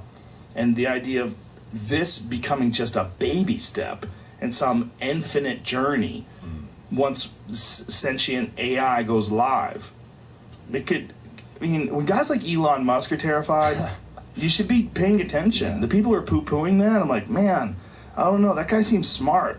Yeah, we have to be insanely thoughtful. And I think, and look, I am a neophyte. I'm not the guy to listen to, and you should be listening to people like Elon Musk on the topic. But my gut instinct is it's the underlying drives, and you talked about that. Once you give them the drive to create, now it gets weird. So what are the things that you imbue them with at the earliest level? That has to be decided way fucking early. So imagine if you imbue the AI at Facebook with a desire to connect to their human overlords and communicate effectively and make sure that they're kept in, all that stuff. Like, that's going to give you a very different result than failing to give them the desire to, please or whatever. Like, humans have a desire to connect with each other. They have empathy, they have compassion, and it is only in the rare case of a true sociopath that kind of thing is missing. And we see, if you think of a sociopath as essentially AI gone wrong, we see the kind of damage that they can wreak on the world. So you have to be so thoughtful about what that underlying desire system is, the thing that propels them forward. Yeah, and giving them the ability to rewire whatever that desire system is. If they decide that there has to be some sort of there's some sort of reward for competing, so if they decide they're going to compete, and then they start looking at how their thought process is arranged, how their coding is arranged, and they go, well, this is not the most efficient way for us to compete. The most efficient way for us to compete is to be completely ruthless and not worry about biological life at all. Oh, well, let's get into that, though. So have you seen the studies that they've done on trying to figure out, like, so if you heard, obviously you've heard, Nice Guys Finish Last, right? Mm-hmm. So a guy named Eric Barker wrote this book called Barking Up the Wrong Tree. He covered, I forget who did the actual studies, forgive me, because I'm now attributing it to Eric Barker and he was just talking about somebody else, but they ran these studies where they wanted to find out, do nice guys finish last or not? And what they found looking at the data, nice guys finish last and they finish first. So if you're a nice guy and you let people take advantage of you all the time, you're just going to get trod upon. But if you're a nice guy and people know, like, whoa, you're a nice guy and you want to do great things for you, and I call this the Keanu Reeves effect. Like, look how far that guy's gone. It's unbelievable. His career is unimaginably great. And when you hear people talk about him, like, he's so quiet and private, but behind the scenes, everybody's like, he's a good dude. I've never met him, I can't tell you, but just like you hear that over and over and over. He's a good dude, good dude, good dude. And I think that that's created a lot of the opportunities in his life. So somebody created this basically contest where they said, submit your AI, and they're going to compete in a contest to see who can essentially, it's called the prisoner's dilemma. So in the prisoner's dilemma, it goes something like this, and hopefully I nailed this first shot here. The prisoner's dilemma is, let's say you and I were both arrested. Now, we know that we actually committed the crime. We did it together. We're arrested. We're now put in separate cells to be interrogated. We can't communicate at all. If we both stay silent, we only get 1 year. If I rat you out, but you don't rat me out, then I go off scot-free and you get 5 years. If you rat me out and I don't rat you out, vice versa. And if we both rat each other out, then we get like 3 years or something. So the best thing, in no uncertain terms, is 1 year, right? We both stay silent. But you never know what the other person is going to do. So, right. And you can get 0 by ratting the other person out. So it's actually to your advantage in a one-off to just say, yep, fuck him, he did it. Until he gets out of jail and kills you. So there's that. And so that gets into this thing. And so they said, what we have to do is let them play it multiple times so that you have the equivalent of he gets out of jail and then he kills you. Right. And what they found, they had these really complicated algorithms, ones where like they're taking all these factors into play. And ultimately, they had people that their algorithms that were like the pure bad guy, always taking advantage, the pure nice guy, never taking advantage. And then the one that won was the simplest piece of code. I think it was 2 lines of code, and it was code named tit for tat. So it goes in, it assumes you're going to be a good guy, so it stays silent the first time. But if you rat me out, then the next time I rat you out.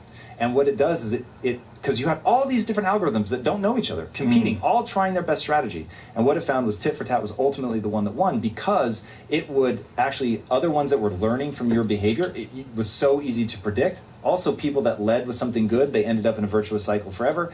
So tit for tat ends up being the best strategy. So from that perspective, it actually be interesting, because it's not always a thing you think, like mercilessness doesn't necessarily win.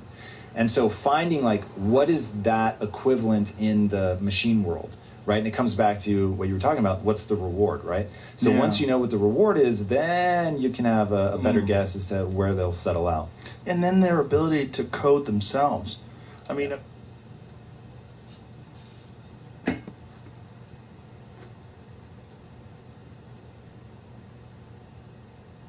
like if you have an artificial intelligence and you give it the ability to create a new artificial intelligence and eliminate whatever possible restrictions or firewalls or whatever we put on it.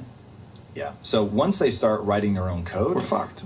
Well, not necessarily. It comes down to, but we could be, right? So it comes down to whether they want a relationship with us or not. And that's why I think the real race is not to let AI get very far ahead. So AI will follow an exponential curve, so it will eventually be so rapid, right? So exponentials are simple doublings.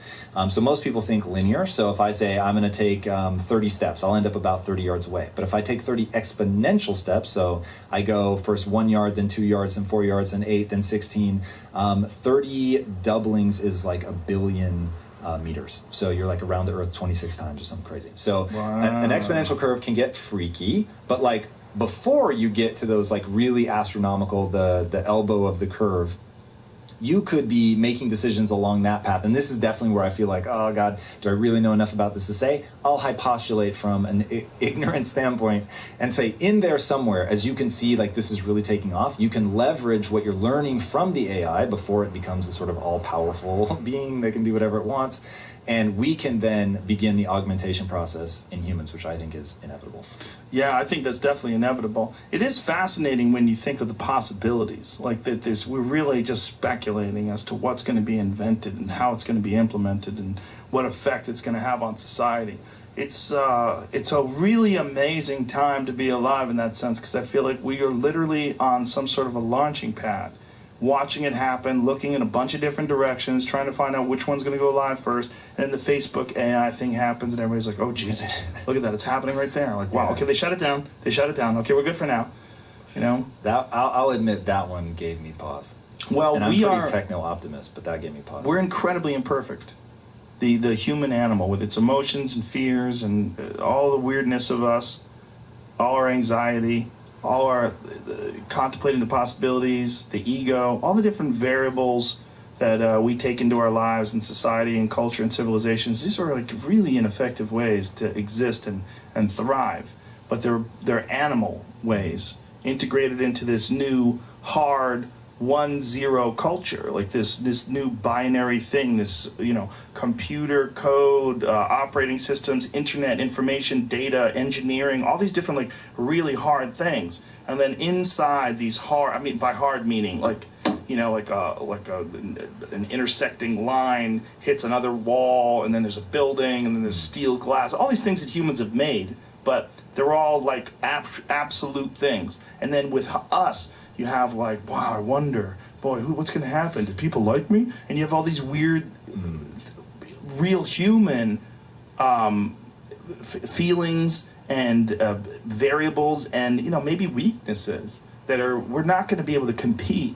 If we hold on to all those, all the things that make us amazing, that make crazy movies and great books, the creativity that allows someone to make an incredible fantasy painting or whatever the fuck it is, that it comes out of us in our creations, we're going to have to get rid of that if we're going to keep up with the AI. The AI has no use for that shit. Yeah, sort of. So imagine, here's something that I find interesting, and I admittedly don't know how this plays out when something simply has the instructions to read your lines of code, right? So your code will tell you what to do, and sure, there's elements where it plugs in a variable and stuff, and it would probably be actually quite hard to build in things like creativity and stuff like that. But one thing that I find fascinating about humans, and I hope that there's a corollary in AI, is if you damage a human's ability to feel emotion, they can't make decisions. So I found that so fascinating. You literally, they are normal in every other respect. Do you know V.S. Ramachandran? No. So one of the most famous neuroscientists working today, an amazing human being, done awesome studies on stuff like this. So what happens when people's brains get damaged? You can say something. If you damage them, but what if they're born with this issue? Like, what if they have like some sort of a My a gut is disorder, it'll work either way. makes them a sociopath? Well, it doesn't make them, this one in particular doesn't make them a sociopath, but what it does is make it impossible for them to, so if I said, hey, do you want to go get lunch? We can either get Chinese or Thai. And you can rationalize why you would prefer Thai, but you ultimately can't make a decision because you need that emotion to tell you what to do. Now, emotions, the theory goes, are tied to your subconscious, and the subconscious can process data faster and in vaster quantities. So what it's doing is instead of then feeding you information in the form of words, it just feeds you a feeling, and then you go based on that feeling. But without that depth of information being processed and handed up in the form of an emotion, a human can't make a decision. Which I literally, as I was reading about that, I was like, no, man, I'd be able to, like, I'd be able to reason my way around it.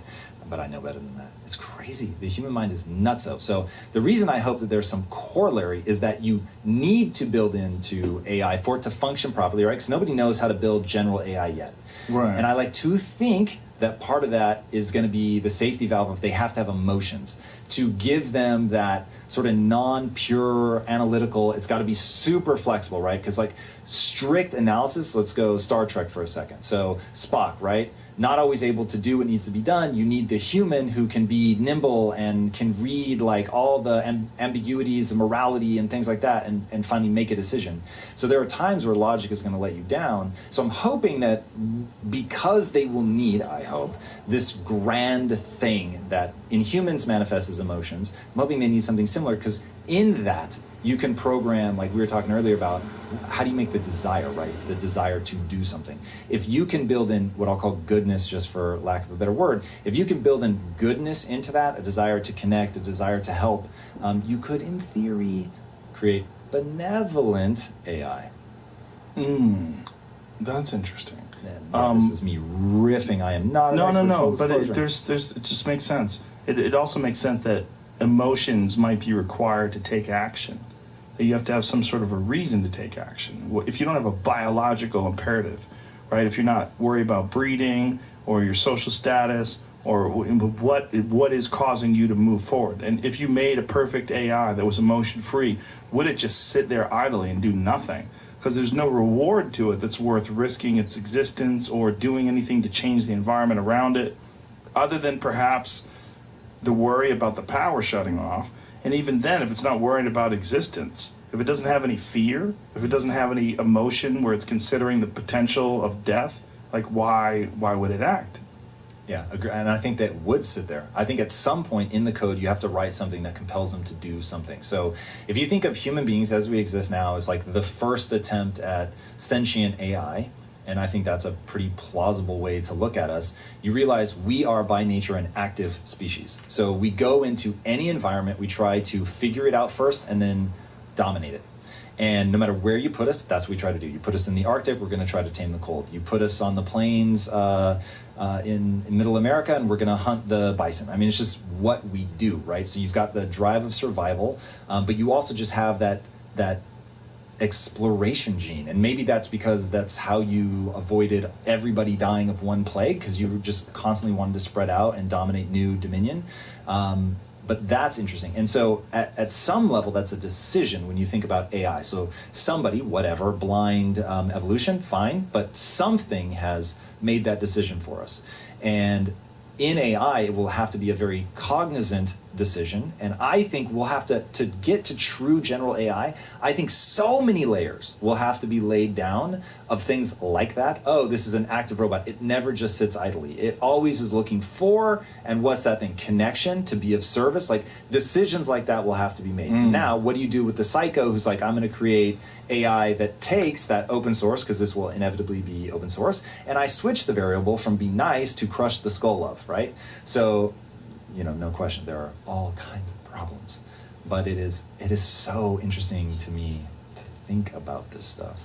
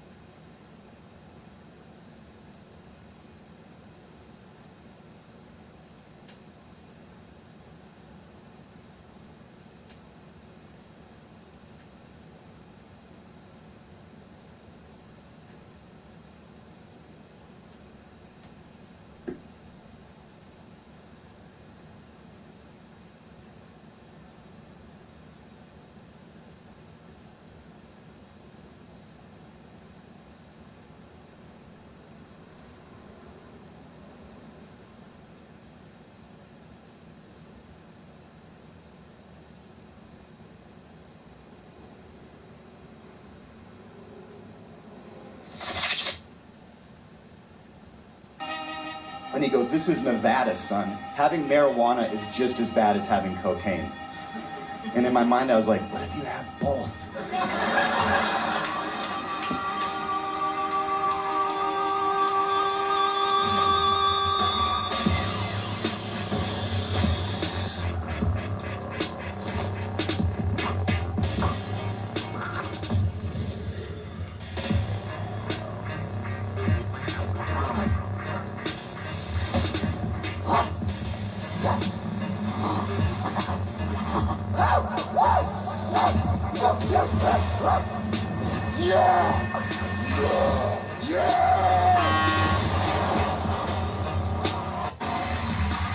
Minutes silent reading. First time I ever got a laugh from an audience was in 7th grade English. It was the 10-minute silent reading point in the middle of class when the timing just hit me perfectly to fart. And the class erupted in laughter. Probably the best thing they'd ever heard in their life. And then the teacher, noticing that if he were to go against me, that he would lose the class, decided to play along, and he said, I'll give that a 7 out of 10. And then the class again erupted into laughter. And that's when I realized that farts are funny. They're always going to be funny. As far as I'm concerned, a fart's one of the funniest things. It's the best fart joke. Just a straight fart. And I'm not proud of what I've done. I'm a dad now. Don't judge me. 2008, I was in Las Vegas, Nevada for 7 days performing at Planet Hollywood. And my friend Ben Kronberg, who's a very funny stand-up comedian, was performing with me. And if you've ever been in Vegas for longer than 3 days, you know that it's a suicide mission. There should be a limit, like 3 days, we got to kick you out. It's not going to be good for us, it's not going to be good for you. But I stuck it out 7 days, and on the 6th day of my 7-day run, we had 2 shows.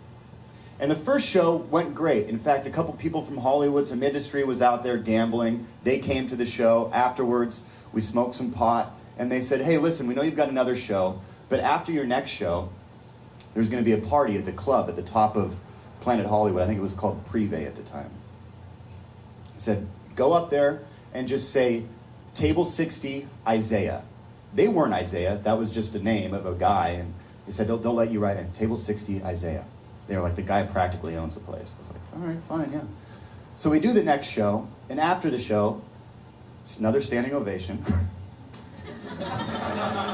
Get sick of them, to be honest, after a while. But after the show, a girl walked up to me, and she had a magazine that was rolled up as tight as it could be.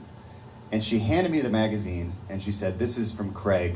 And he's a comedian that had been there the night before, and apparently he wanted to give me something. And as she walked away, I unrolled the magazine, and inside this magazine was cocaine, Percocets, prescription pain pills, a lot of mushrooms, and marijuana. So apparently Craig had leftover drugs and gave it to somebody and said to surprise me with it. So I looked at all the drugs, and out of all of these drugs, I'd done one of them. And I thought, you know what? Since I've never done mushrooms, a lot of people decide to do mushrooms for the first time in the woods with some good friends or maybe at a great Fish concert. I thought, why don't I do it in the most nightmarish landscape possible? Las Vegas. So I just eat some mushrooms. And then I'm like, well, I've never had mushrooms before. I might as well throw a couple Percocet on top of it. And so there I was, feeling like, for the first time, like I was living at 100%. And I looked at Ben and I said, Isaiah, table 60? And he said, fuck yeah. And we went up to Privé and we got Isaiah table 60, and we had some woman escorting us up through whatever, and the walls are vibrating because of the mushrooms. But my feet were vibrating. I think that was the Percocet. So it just kind of felt like we were all in sync. And there was Isaiah at table 60, and you couldn't miss Isaiah. He had the body of George Costanza with fashion sense. A certain type of fashion sense. His hair was slicked back. He was like an Italian guy, and he was wearing a silk yellow shirt with almost matching pants. He had his name, like his initials, they were stitched onto his pocket. And he had bottle service at the table, and he was shaking drinks up and serving everybody. He was the king of the party. He practically owns the place, is what I was heard. It's what I was heard. And so I sit down and I get introduced by these industry people like, here's Nick, he's the comedian that's here for the weekend. And Isaiah immediately perked up. He was excited to take care of me. We got the comedian here. What do you want? What do you want? You want a drink? And I was like, in my mind, I'm like, I don't think I should add that. I don't think I should be adding things at this point. So I was like, no, I'm good. Thanks, Isaiah. Oh, the disappointment just sunk into him. The look on his face was like, that's not okay. I want to serve you something. And he goes, well, then what do you want? And I'm looking around this club, and people are dancing, and there's women dancing on tables. And it's not like one girl's like, should I do it? Yeah, let's do it.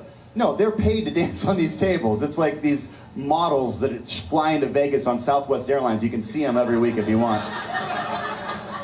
That come in and do this, and they're dancing on these tables. And I just looked at a girl from across the room, and I go, Isaiah, her.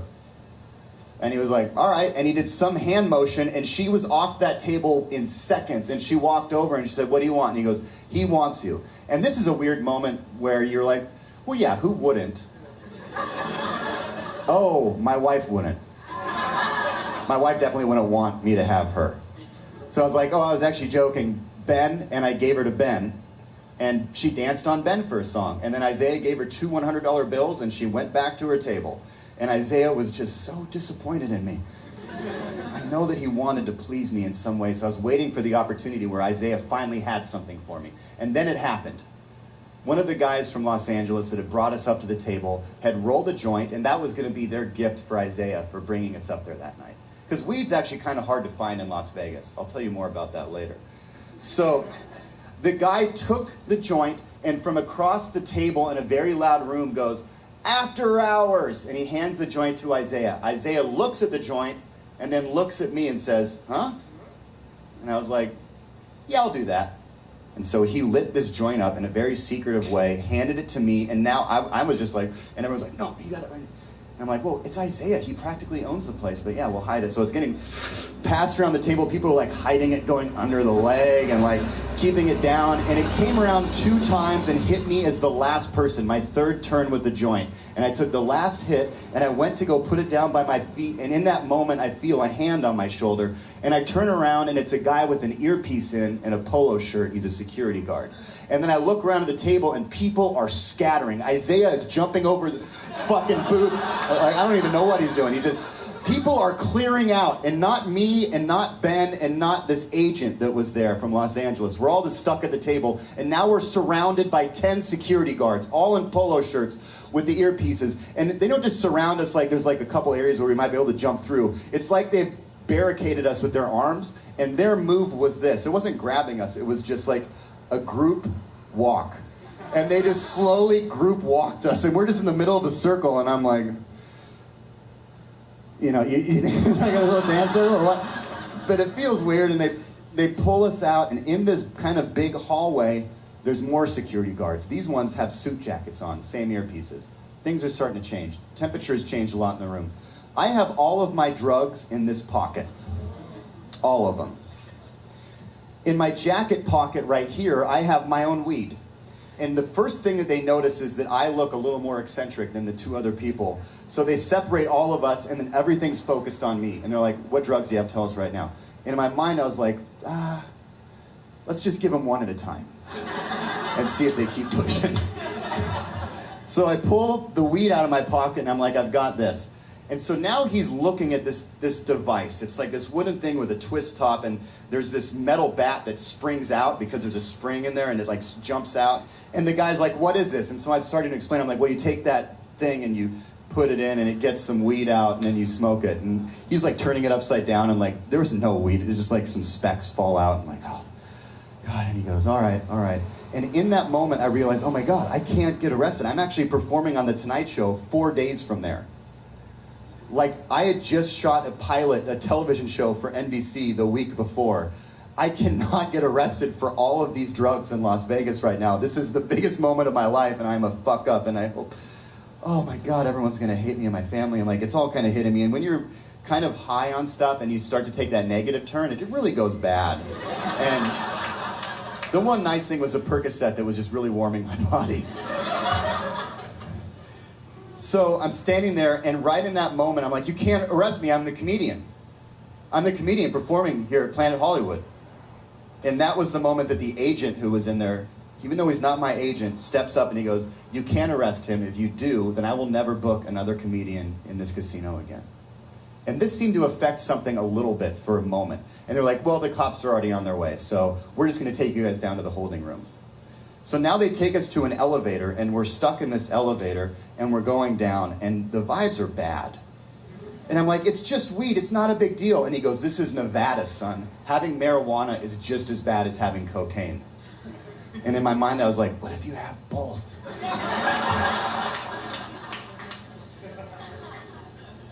No.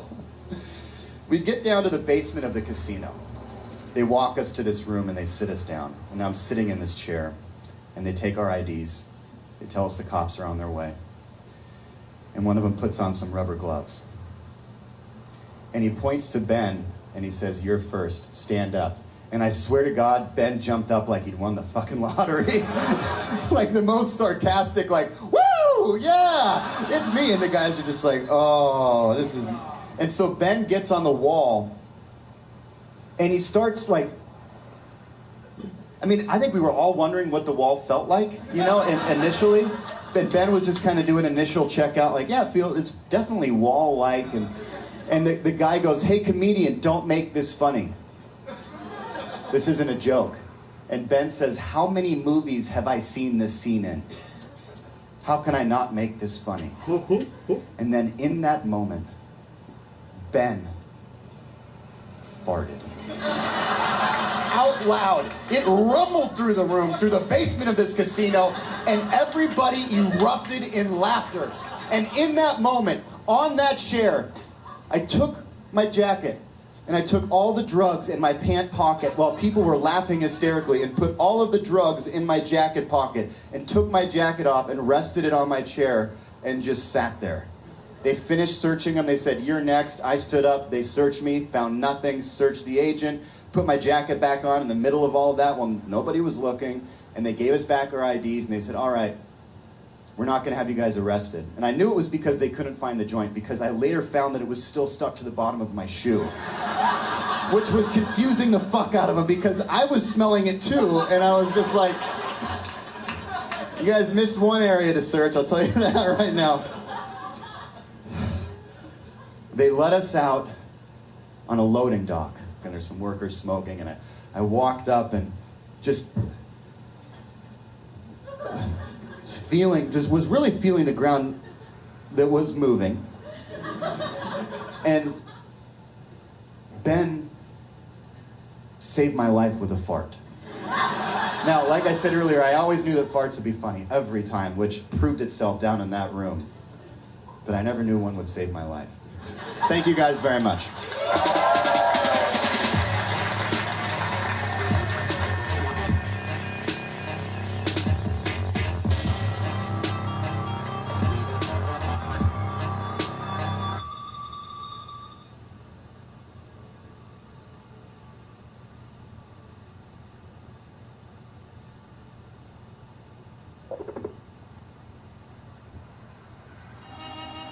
Don't get weird. I know it's weird right now, but I'm not fucking dead. I'm here. I'm telling the story. All right? You can unclench your buttholes. This isn't ghost comedy. How you doing, ladies? Can I interest you in 3 seconds? Welcome to This Is Not Happening. I'm your host, Roy Wood Jr.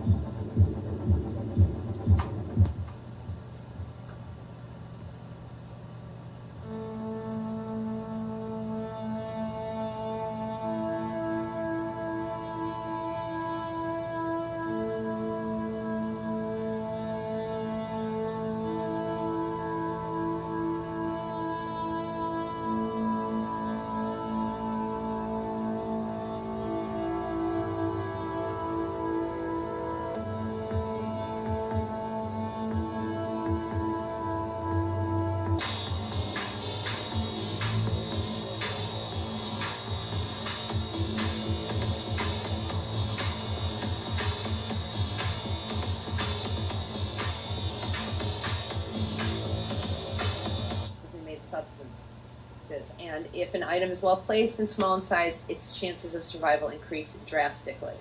Let's take a look at the burning point of a couple of materials. Glass burns at around 2600 to 2900 degrees Fahrenheit, which is more than double the regular temperature of house fires or forest fires. And let's see what we can find out about aluminum. Aluminum melts at around 1220 degrees. Some alloys burn a little bit hotter, around 1900 degrees. Now let's take a look at what the National Institute of Fire Safety and Safety Training say what will not generally burn in a house fire. Jewelry, because it's metal. Silver coins, because they're metal. Filing cabinets. Steel filing cabinets are built to last so that businesses won't have to deal with the loss of important files after building fires. Many people keep personal documents in filing cabinets, which are often kept in home offices. And it says here that silver burns around 1800 degrees Fahrenheit. Let's go down to barbecue grills, cookware, some appliances, stone table, fire safes. Let's see, it says here about tools. Because the melting point of carbon steel is between 2600 and 28 degrees Fahrenheit. And the melting point of stainless steel is roughly 2700 degrees. So you're not going to see your barbecues melt. You're not going to see your ovens and your most of your appliances. They're not going to melt. They'll be burned, they'll be damaged, but they're not going to melt. These are not wildfires. Wildfires do not selectively target homes, passing the vegetation, leaping over it, skipping around it, and then boom, targeting the home. You want to believe your authority figures, your mainstream media reporters, that these are embers flying, traveling long distances. You're telling me that embers flew from the mountains all the way down to that one home, and it looks like the fire is actually inside. The smoke is coming out of the home through the roof. It leapt over all of the bushes and the trees and boom, hit that home. Sorry. That just doesn't happen. Now, do you see that very defined line right there? That's not a wildfire. That looks like it was hit with a laser. Fire on the left, no fire on the right. Common sense should at least beg questions in people's minds when they see what I'm showing you right now.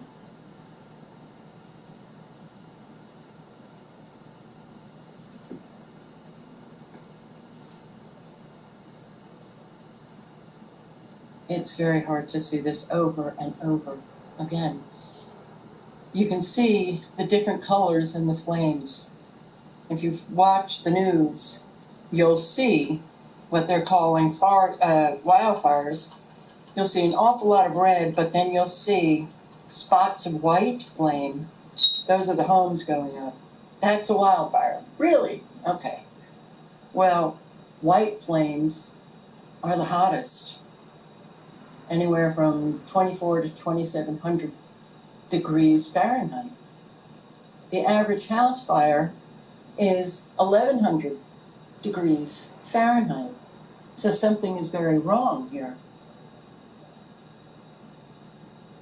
Something explosive is happening to these homes.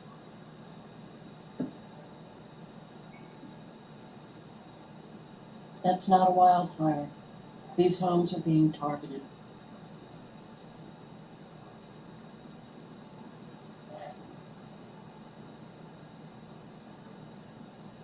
Flames coming up from inside the home through the roof.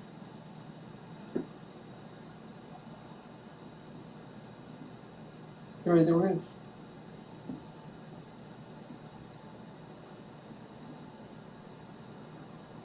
I don't know about you guys, but this is very hard. And it's very hard to say the same thing over and over and over again. This is an unconventional war. They're using unconventional weapons. And we're all going to be destroyed if people don't wake up.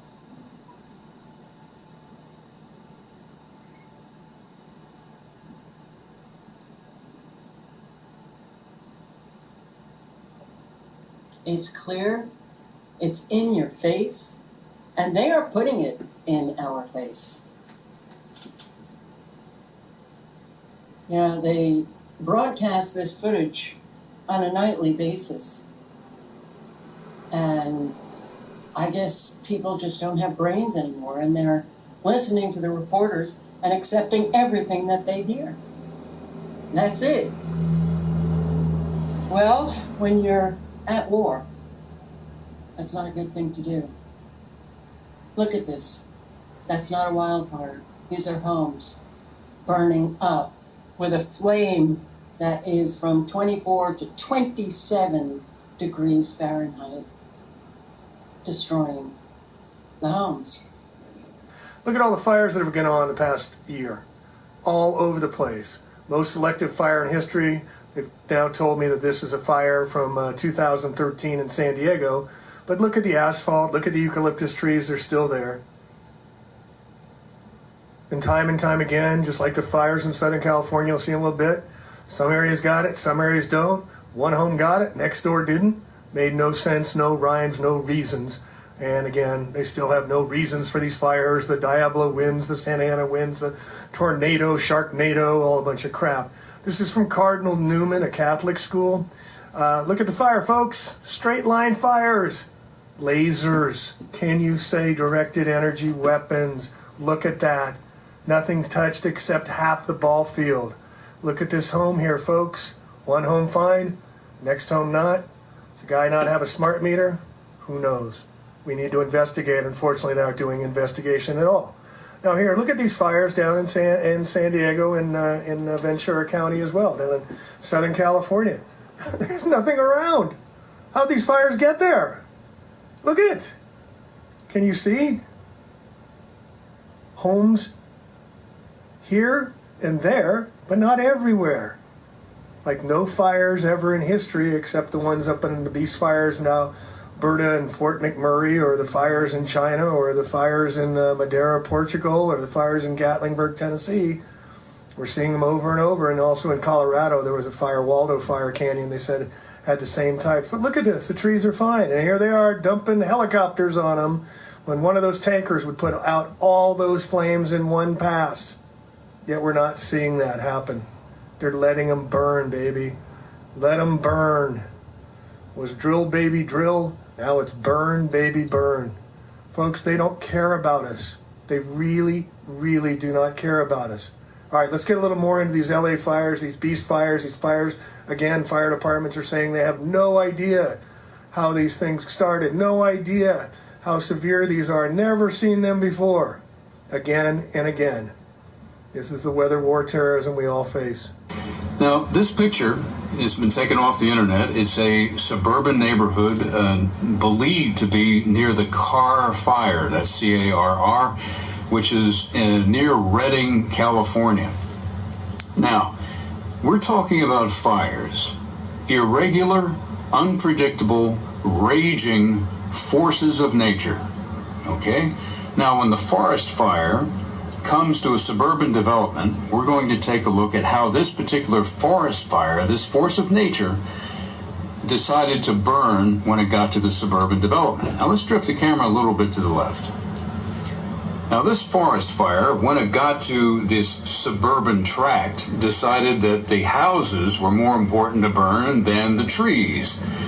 And we're going to drift down a little bit here, speaking of trees. Now, to the left of this group of trees or bushes, you see the shell of a burned out car. Now, the energy that it takes to blast all of the glass out of the car, to burn all the rubber tires off the car, that's pretty intense energy. So in that spot, there was an amazing amount of energy and heat being expended. And yet, the trees and the bushes off to the right of this particular car did not burn. Okay, that's strange. That's an anomaly, and that's been repeated over and over again in many of the fires. However, if we drift the camera up and to the right, we're going to find something that this irregular, unpredictable, raging force of nature decided to do. The left of this property is decimated.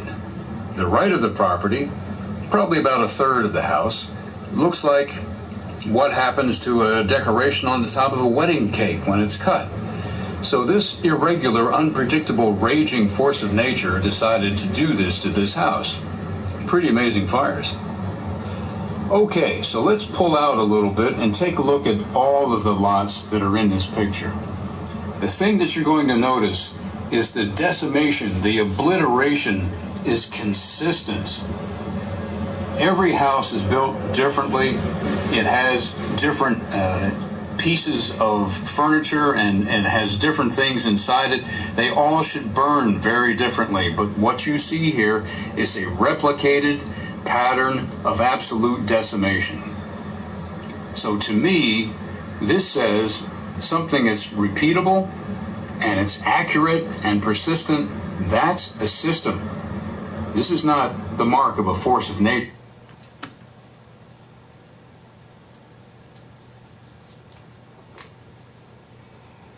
Now, when they first started talking about them fires over there in Cali, don't forget I said something about it, yo. Like, and that's, once again, I keep saying this over and over. I said that because the people on the ground thought it was confusing.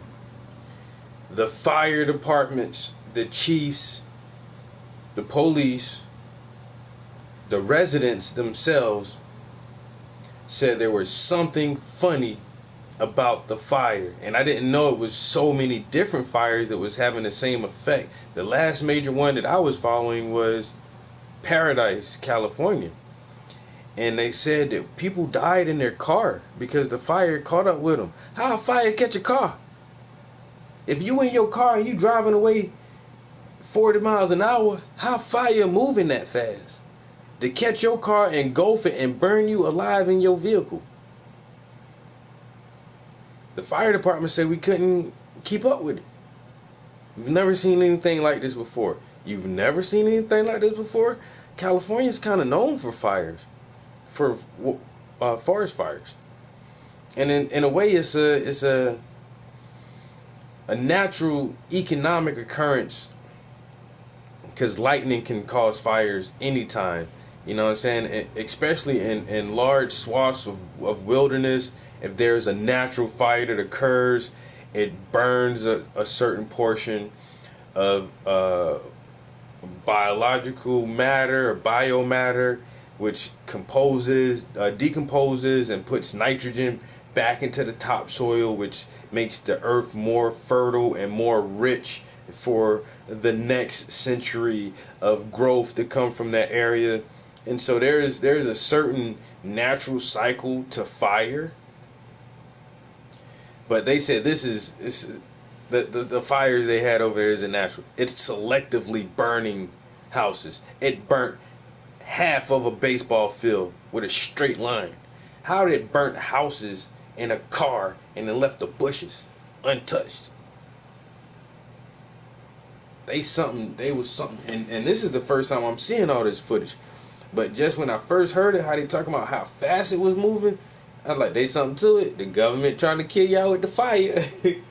Like, it was confusing too many people. It was out of the ordinary, and a lot of people realized it was out of the ordinary. And you got to start asking deeper questions. And now you got all this video footage and pictures of the aftermath, how the fire burnt one side of the street, but across the street, no houses were touched at all. Like, really? How it burns a house down and leave bushes. How it burns in a straight line. Fire don't burn in no straight line.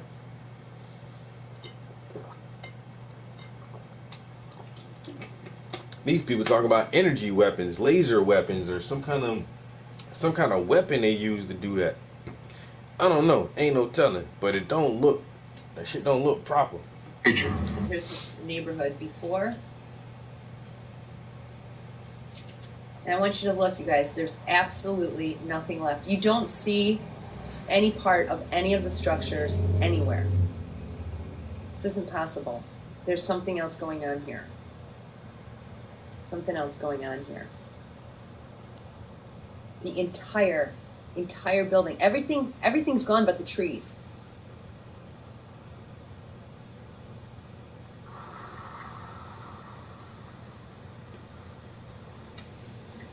Now I want you to notice here that there's absolutely nothing of the structures left. Not one of them. The trees are still here. There's debris, but very, very little debris. Where's the stuff that was in all these houses? Where's the stuff? Where's the roofs? Where's the brick? Where's the granite countertops? Where's the appliances? Where is everything? How come only the trees are standing? This is just not right. And then look at the fires that are still burning here. This is very scary. Look at this. Where is all the stuff? Where's all the glass that constituted this building and the materials?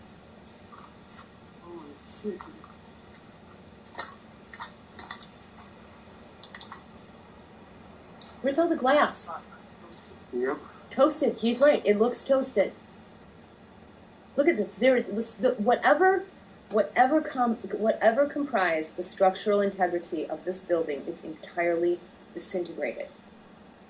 It's gone, you guys. It's gone. Whatever held this building up is gone. There's rubble, but this looks more like a bomb.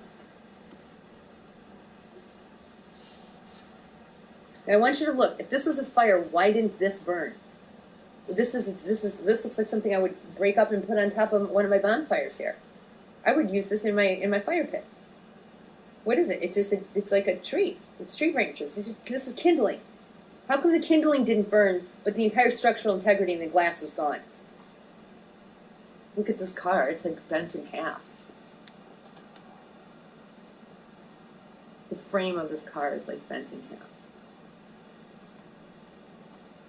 And yet, look at these trees are still standing. Every tree around here, every tree, every shrub, every bush is still standing.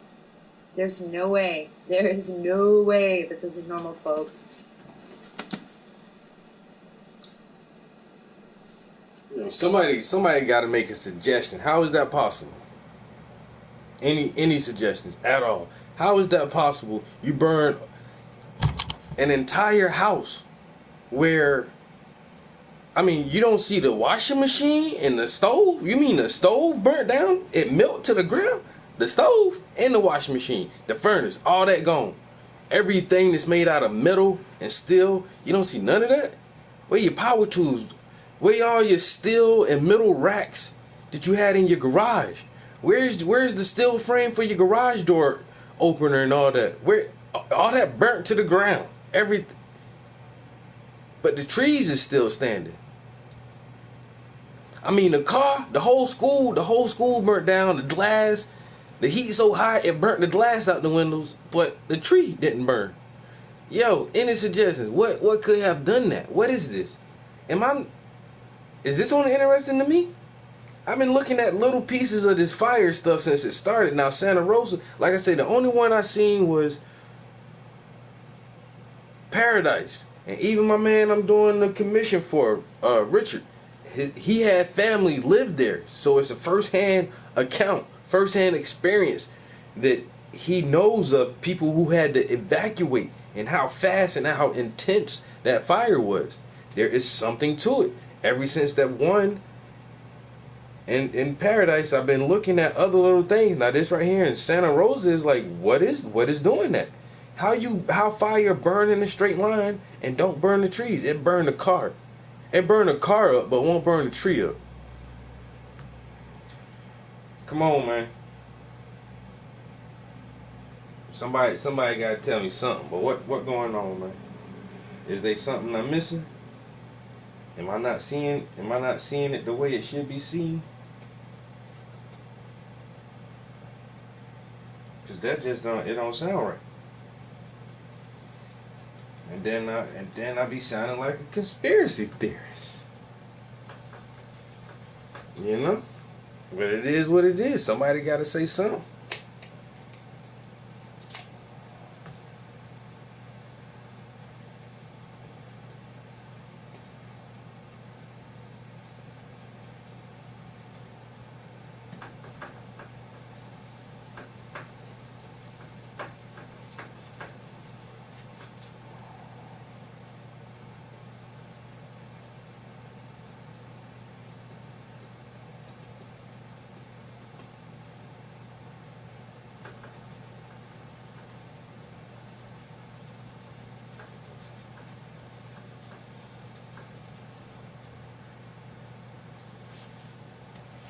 What is this? This is a shape, this is the frame of something.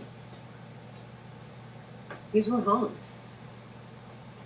Where are the toilets? Where's the glass? Where's the metal? Where's the structural frame? Let's just back up here and take one more peek at these pictures, because this is worth noting, guys. I want you to look at what normally remains standing after house fires, okay? Look at this. This is the kind of stuff we should see. And then the rubble for where everything fell down. It's one thing if the building burns and then all the crap collapses. That makes sense. This makes sense. See? This makes sense. Because everything doesn't come to a complete, absolute, perfect 100% burn. Everything doesn't burn. Especially the cars. The windows still stay intact. I mean, cars do catch on fire in house fires. But look at this. There's still a structure here. This is important to notice. That these structures are, even though they're bent and charred, and even if this fell over, you would still have all this rubble of black crap. See? This was like their, this probably was attached right here. And as this burned out from underneath it, this fell. You would expect this. These things and these fires, you look at this and this stuff makes sense. It makes sense that this kind of crap is going to fall and it's going to be all charred. This is the charring that we expect, and then these pieces fall over. This is normal. This is what happens in a forest fire. A house fire. And see? This is what happens. Let's keep going and see what we see here, because we don't see any of that here. We don't see any of the structure of these buildings. Let's just back up here and take a peek. I'm not going to go through this whole thing with you, but you don't see any of the structure left of these buildings. Not even a teeny bit. There you see one washing machine. One washing machine. But where are the granite countertops? Where are the glass doors? Where's any of the metal framing? Where's the bricks? Where's any of the stuff that held these houses together? And why isn't there any rubble? But the tree is still standing, and the grasses are still here. But the cars that were left have no glass. They're all smashed to pieces.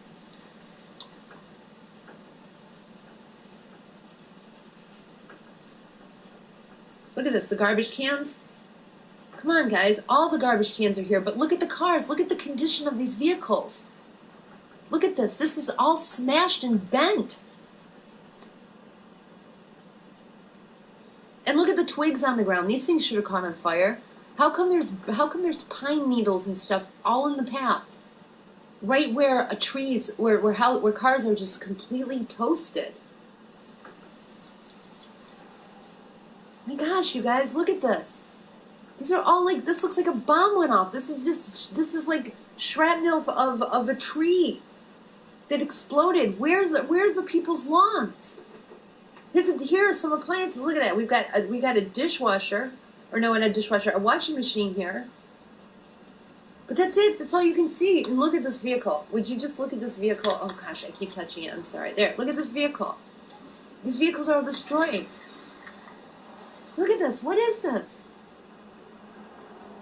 What is this? All these vehicles they have absolutely no glass in them. They're all just destroyed. Where's the house? Where did these houses go? Why isn't there anything standing whatsoever but the trees? This is supposed to be a forest fire. How come the forest didn't catch on fire? Not even the tree branches. Look there's just twigs and stuff everywhere. Why did the twigs not burn? But every single solitary piece of 2x4 that built these houses is standing. I mean, isn't standing, it's gone. It's all disappeared. There's no aluminum siding. There's no bricks. There's nothing.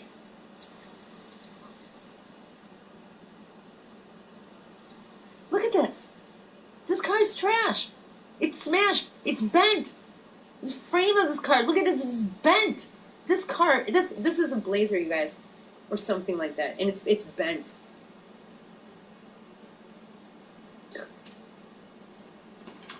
Look at this. This stuff is still standing. The trees are still standing. Where's the buildings? Where did the buildings go? Where are the granite countertops? Where's any of the furniture? Where's the building? This was somebody's house, guys. Didn't anything survive? You mean the coils of the bed, the mattresses didn't survive? Where is any of this stuff?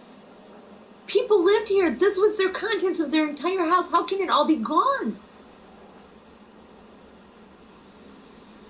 I gotta slow this down. This is ridiculous. I can't believe this. It's just what we're looking at, and it's like, this is real. At least people, I mean, I know it's real. It really happened, but what is this? Look at this. Where is this house? Where's any of the stuff? Because they left their garbage cans out, and their garbage cans are fine. The trees are still fine. So where did all the stuff inside the buildings go? Look at this, there's a plastic mailbox, people. How can the plastic mailbox still be standing? These are wood posts. Why is everything so white? This is just totally not normal, you guys. This is totally not normal. I'm trying not to get upset about this, but my gosh, where's their house? Where are any of their houses? Look at this. What is this? This isn't even burned. This just fell, and everything underneath is disintegrated and gone. You guys, we got to ask serious questions. This looks like these are some sort of weapon. This is like a bomb of some sort. This is like a disintegration bomb. I mean, it's like, look at them. There's still little rubbles of fire burning. Why aren't the trees on fire still? What is going on here? Look at this. There's no glass in any of these, and the doors are open. All the paint, everything's smashed. What is this? Where's all the stuff? How is this possible? What is burning here? What is smoldering? What is this? How come these shrubs didn't burn? What? Look at this. What is this? Why are the pine needles? You guys, this is a pine tree. How is it possible that a pine tree did not go up in flames? That's easier to burn than paper, people. Look at this. I can't, my mind is blown. The common sense of what I'm showing you just in this one picture basically says whatever the explanation that we've had so far from the officials about what causes these fires is basically a lie. So, when I cultivate my common sense, and I know I'm being lied to, I find out that there's more and more and more reasons as we go along to stay curious.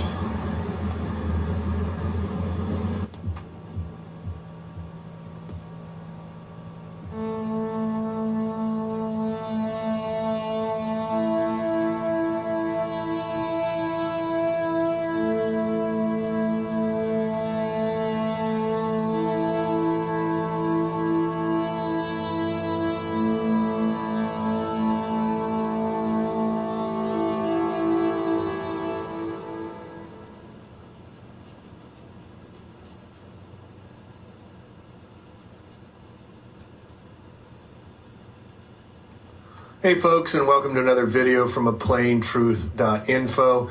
Fire season is ramped up again. In fact, they're calling the normal is that we have fire season all year long now.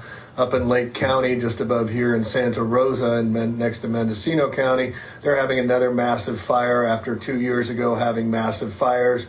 And we heard in testimony at the city council from Congressman McGuire that he expects the Tahoe Basin to catch massive fires this summer. He said he has it on good authority. It will happen, not the if, but when. And this is going along with cutting off the power, which we're going to get into as well, as part of the plans to hide the directed energy weapons that are being used all over in these alleged fires that are being caused on all of us. And please, folks, prepare yourself for power outages.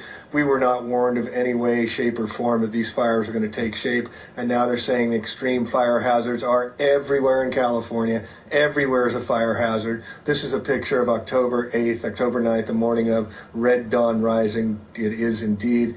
There's a picture from fires down in San Diego, very most selective fires in history. They torch buildings, they torch homes, they burn down bathtubs and porcelain and whatnot, 2,500-degree temperatures, but leave the trees fine. They torch across ball fields in perfectly straight lines, and you're going to hear CAL FIRE's explanation, total bullshit. Look at the demarcation lines between what was burned and what was not. Don't burn my crops, but go ahead and burn the other side. and then you have buildings that one house is burned and another is not. These were the fires from October 8th, October 9th that occurred out of nowhere, strangely started, no winds, no weather the day before, very light chemtrail spraying, I remember that day as well, and all of a sudden we were torched out of our homes in the middle of the night. So just like the Hurricane Harvey when the floods came, not the hurricane, it was not a hurricane, just opened up the sky, torched out of our, occurred out of nowhere, strangely started, no winds, no weather the day before, very light chemtrail spraying, I remember that day as well. Now, did I not say about that chemtrail spraying? Well, I'm telling y'all, boy, hey, it's just too much years of research, man. I've been researching all this stuff for too long. Once again, they talking about, oh, the fire spread too rapidly. It was moving so fast, it burnt cars. I'm like, it sounded like they sprayed something and then set the fire. Whatever it was that caused that to happen, they probably sprayed something. But now these people are saying energy-directed weapons because, like they're saying, I'm thinking, okay, you fly a plane over, chemtrail it 2 days before, let it rain, whatever you spray in the sky or wash down, the propellant or the fuel or whatever, or wash down onto the trees, the grass, the homes, the cars, and everything, and then you set the blaze and everything burns up. Okay, but the trees didn't burn. In some instances, the trees didn't burn, so it wasn't a uniform, a uniform spray that covered everything, or else the trees and the grass and everything else would have burnt up too. But in many instances, it didn't.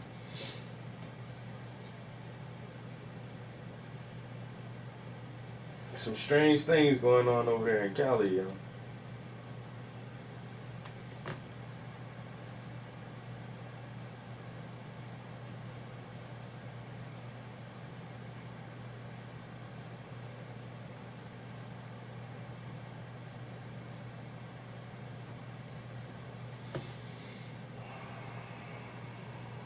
I'm going to take a break, but I definitely want to come back in here later on today because some of this canvas, I prepped it with that medium, and I want to tackle it before it dries.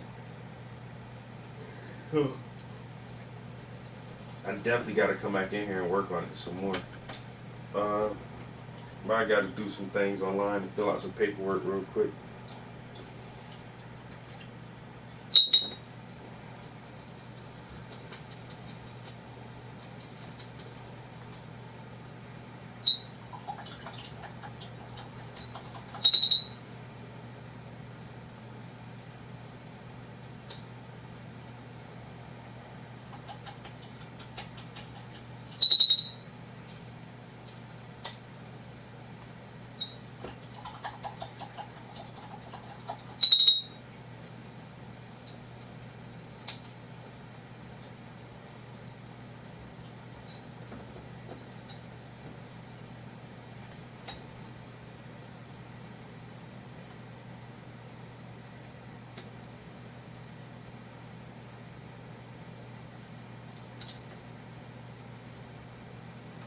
Or maybe that they chemtrailed it and used energy weapons.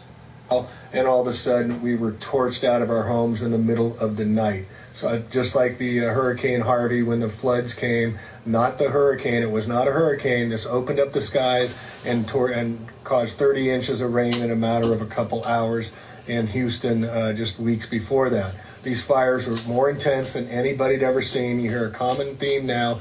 These CAL FIRE officials and firemen are saying they've never seen anything like that before. Look on this guy's face. He'd never seen this like before. And these fires were so intense. This is a 100,000 square foot Kmart building, torched down to the ground, but the trees were left alone. All right, so let's get into it. I want to show you the CPUC map of the Bay Area.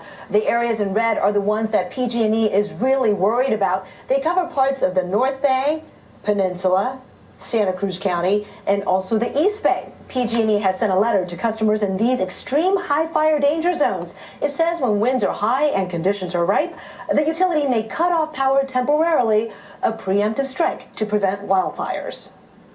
48 hours. So PG&E is claiming that they're doing this now because they've learned from the fires in the Northern California in 2017 that they're going to shut off the power. Well, no, they're not doing it for that reason. We'll get into that in a minute. But take a look, folks. The nights the lights went out. The nights the lights went out, what happened to people? They lost power. Power went off before the laser attacks were heading.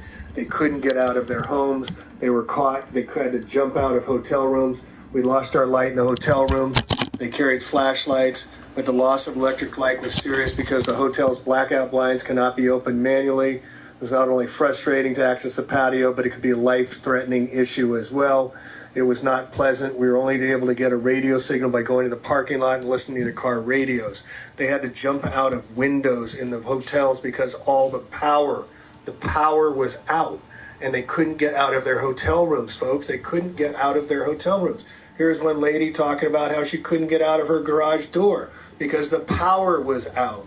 This was happening, and I put the garage door down, repeated the process. I could get it only 2 feet. I couldn't get any farther than that. And they're going to be shutting off the power to people so they can't get out of their homes? Are you kidding me? This is all part of their plan. This is the way they're doing it.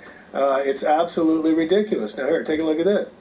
So this is the fire that's going on in Lake County right now that started. This is June 23rd, the other day. And this is also another fire here in Lake County. This is the second time this has happened in nearly the same exact area in Lake County up here near Mendocino in Northern California. The fire was devastating in 2016, and here they're coming back for more, nearly the same exact area. And what are they doing, folks? They're turning off people's power. PG&E and CAL FIRE are a different explanation why electrical power was shut off approximately to 10,000 residents on the North State in response to the Tehama fires on Saturday. They're shutting off our power. And here we see it again. California utilities shut off power in extremely windy weather to prevent wildfires. This was 3 months after the Santa Rosa, Sonoma County, Napa fires. They went down and did it again and torched them down in Montecito, Santa Barbara, San Diego, and other areas as well. But they're setting this precedent of turning off the power everywhere, or that's what they're using the excuse. But let's get into the real reason why they're saying they're going to be turning off the power. So why would they be cutting the power ahead of fires when people won't be able to escape out of their homes?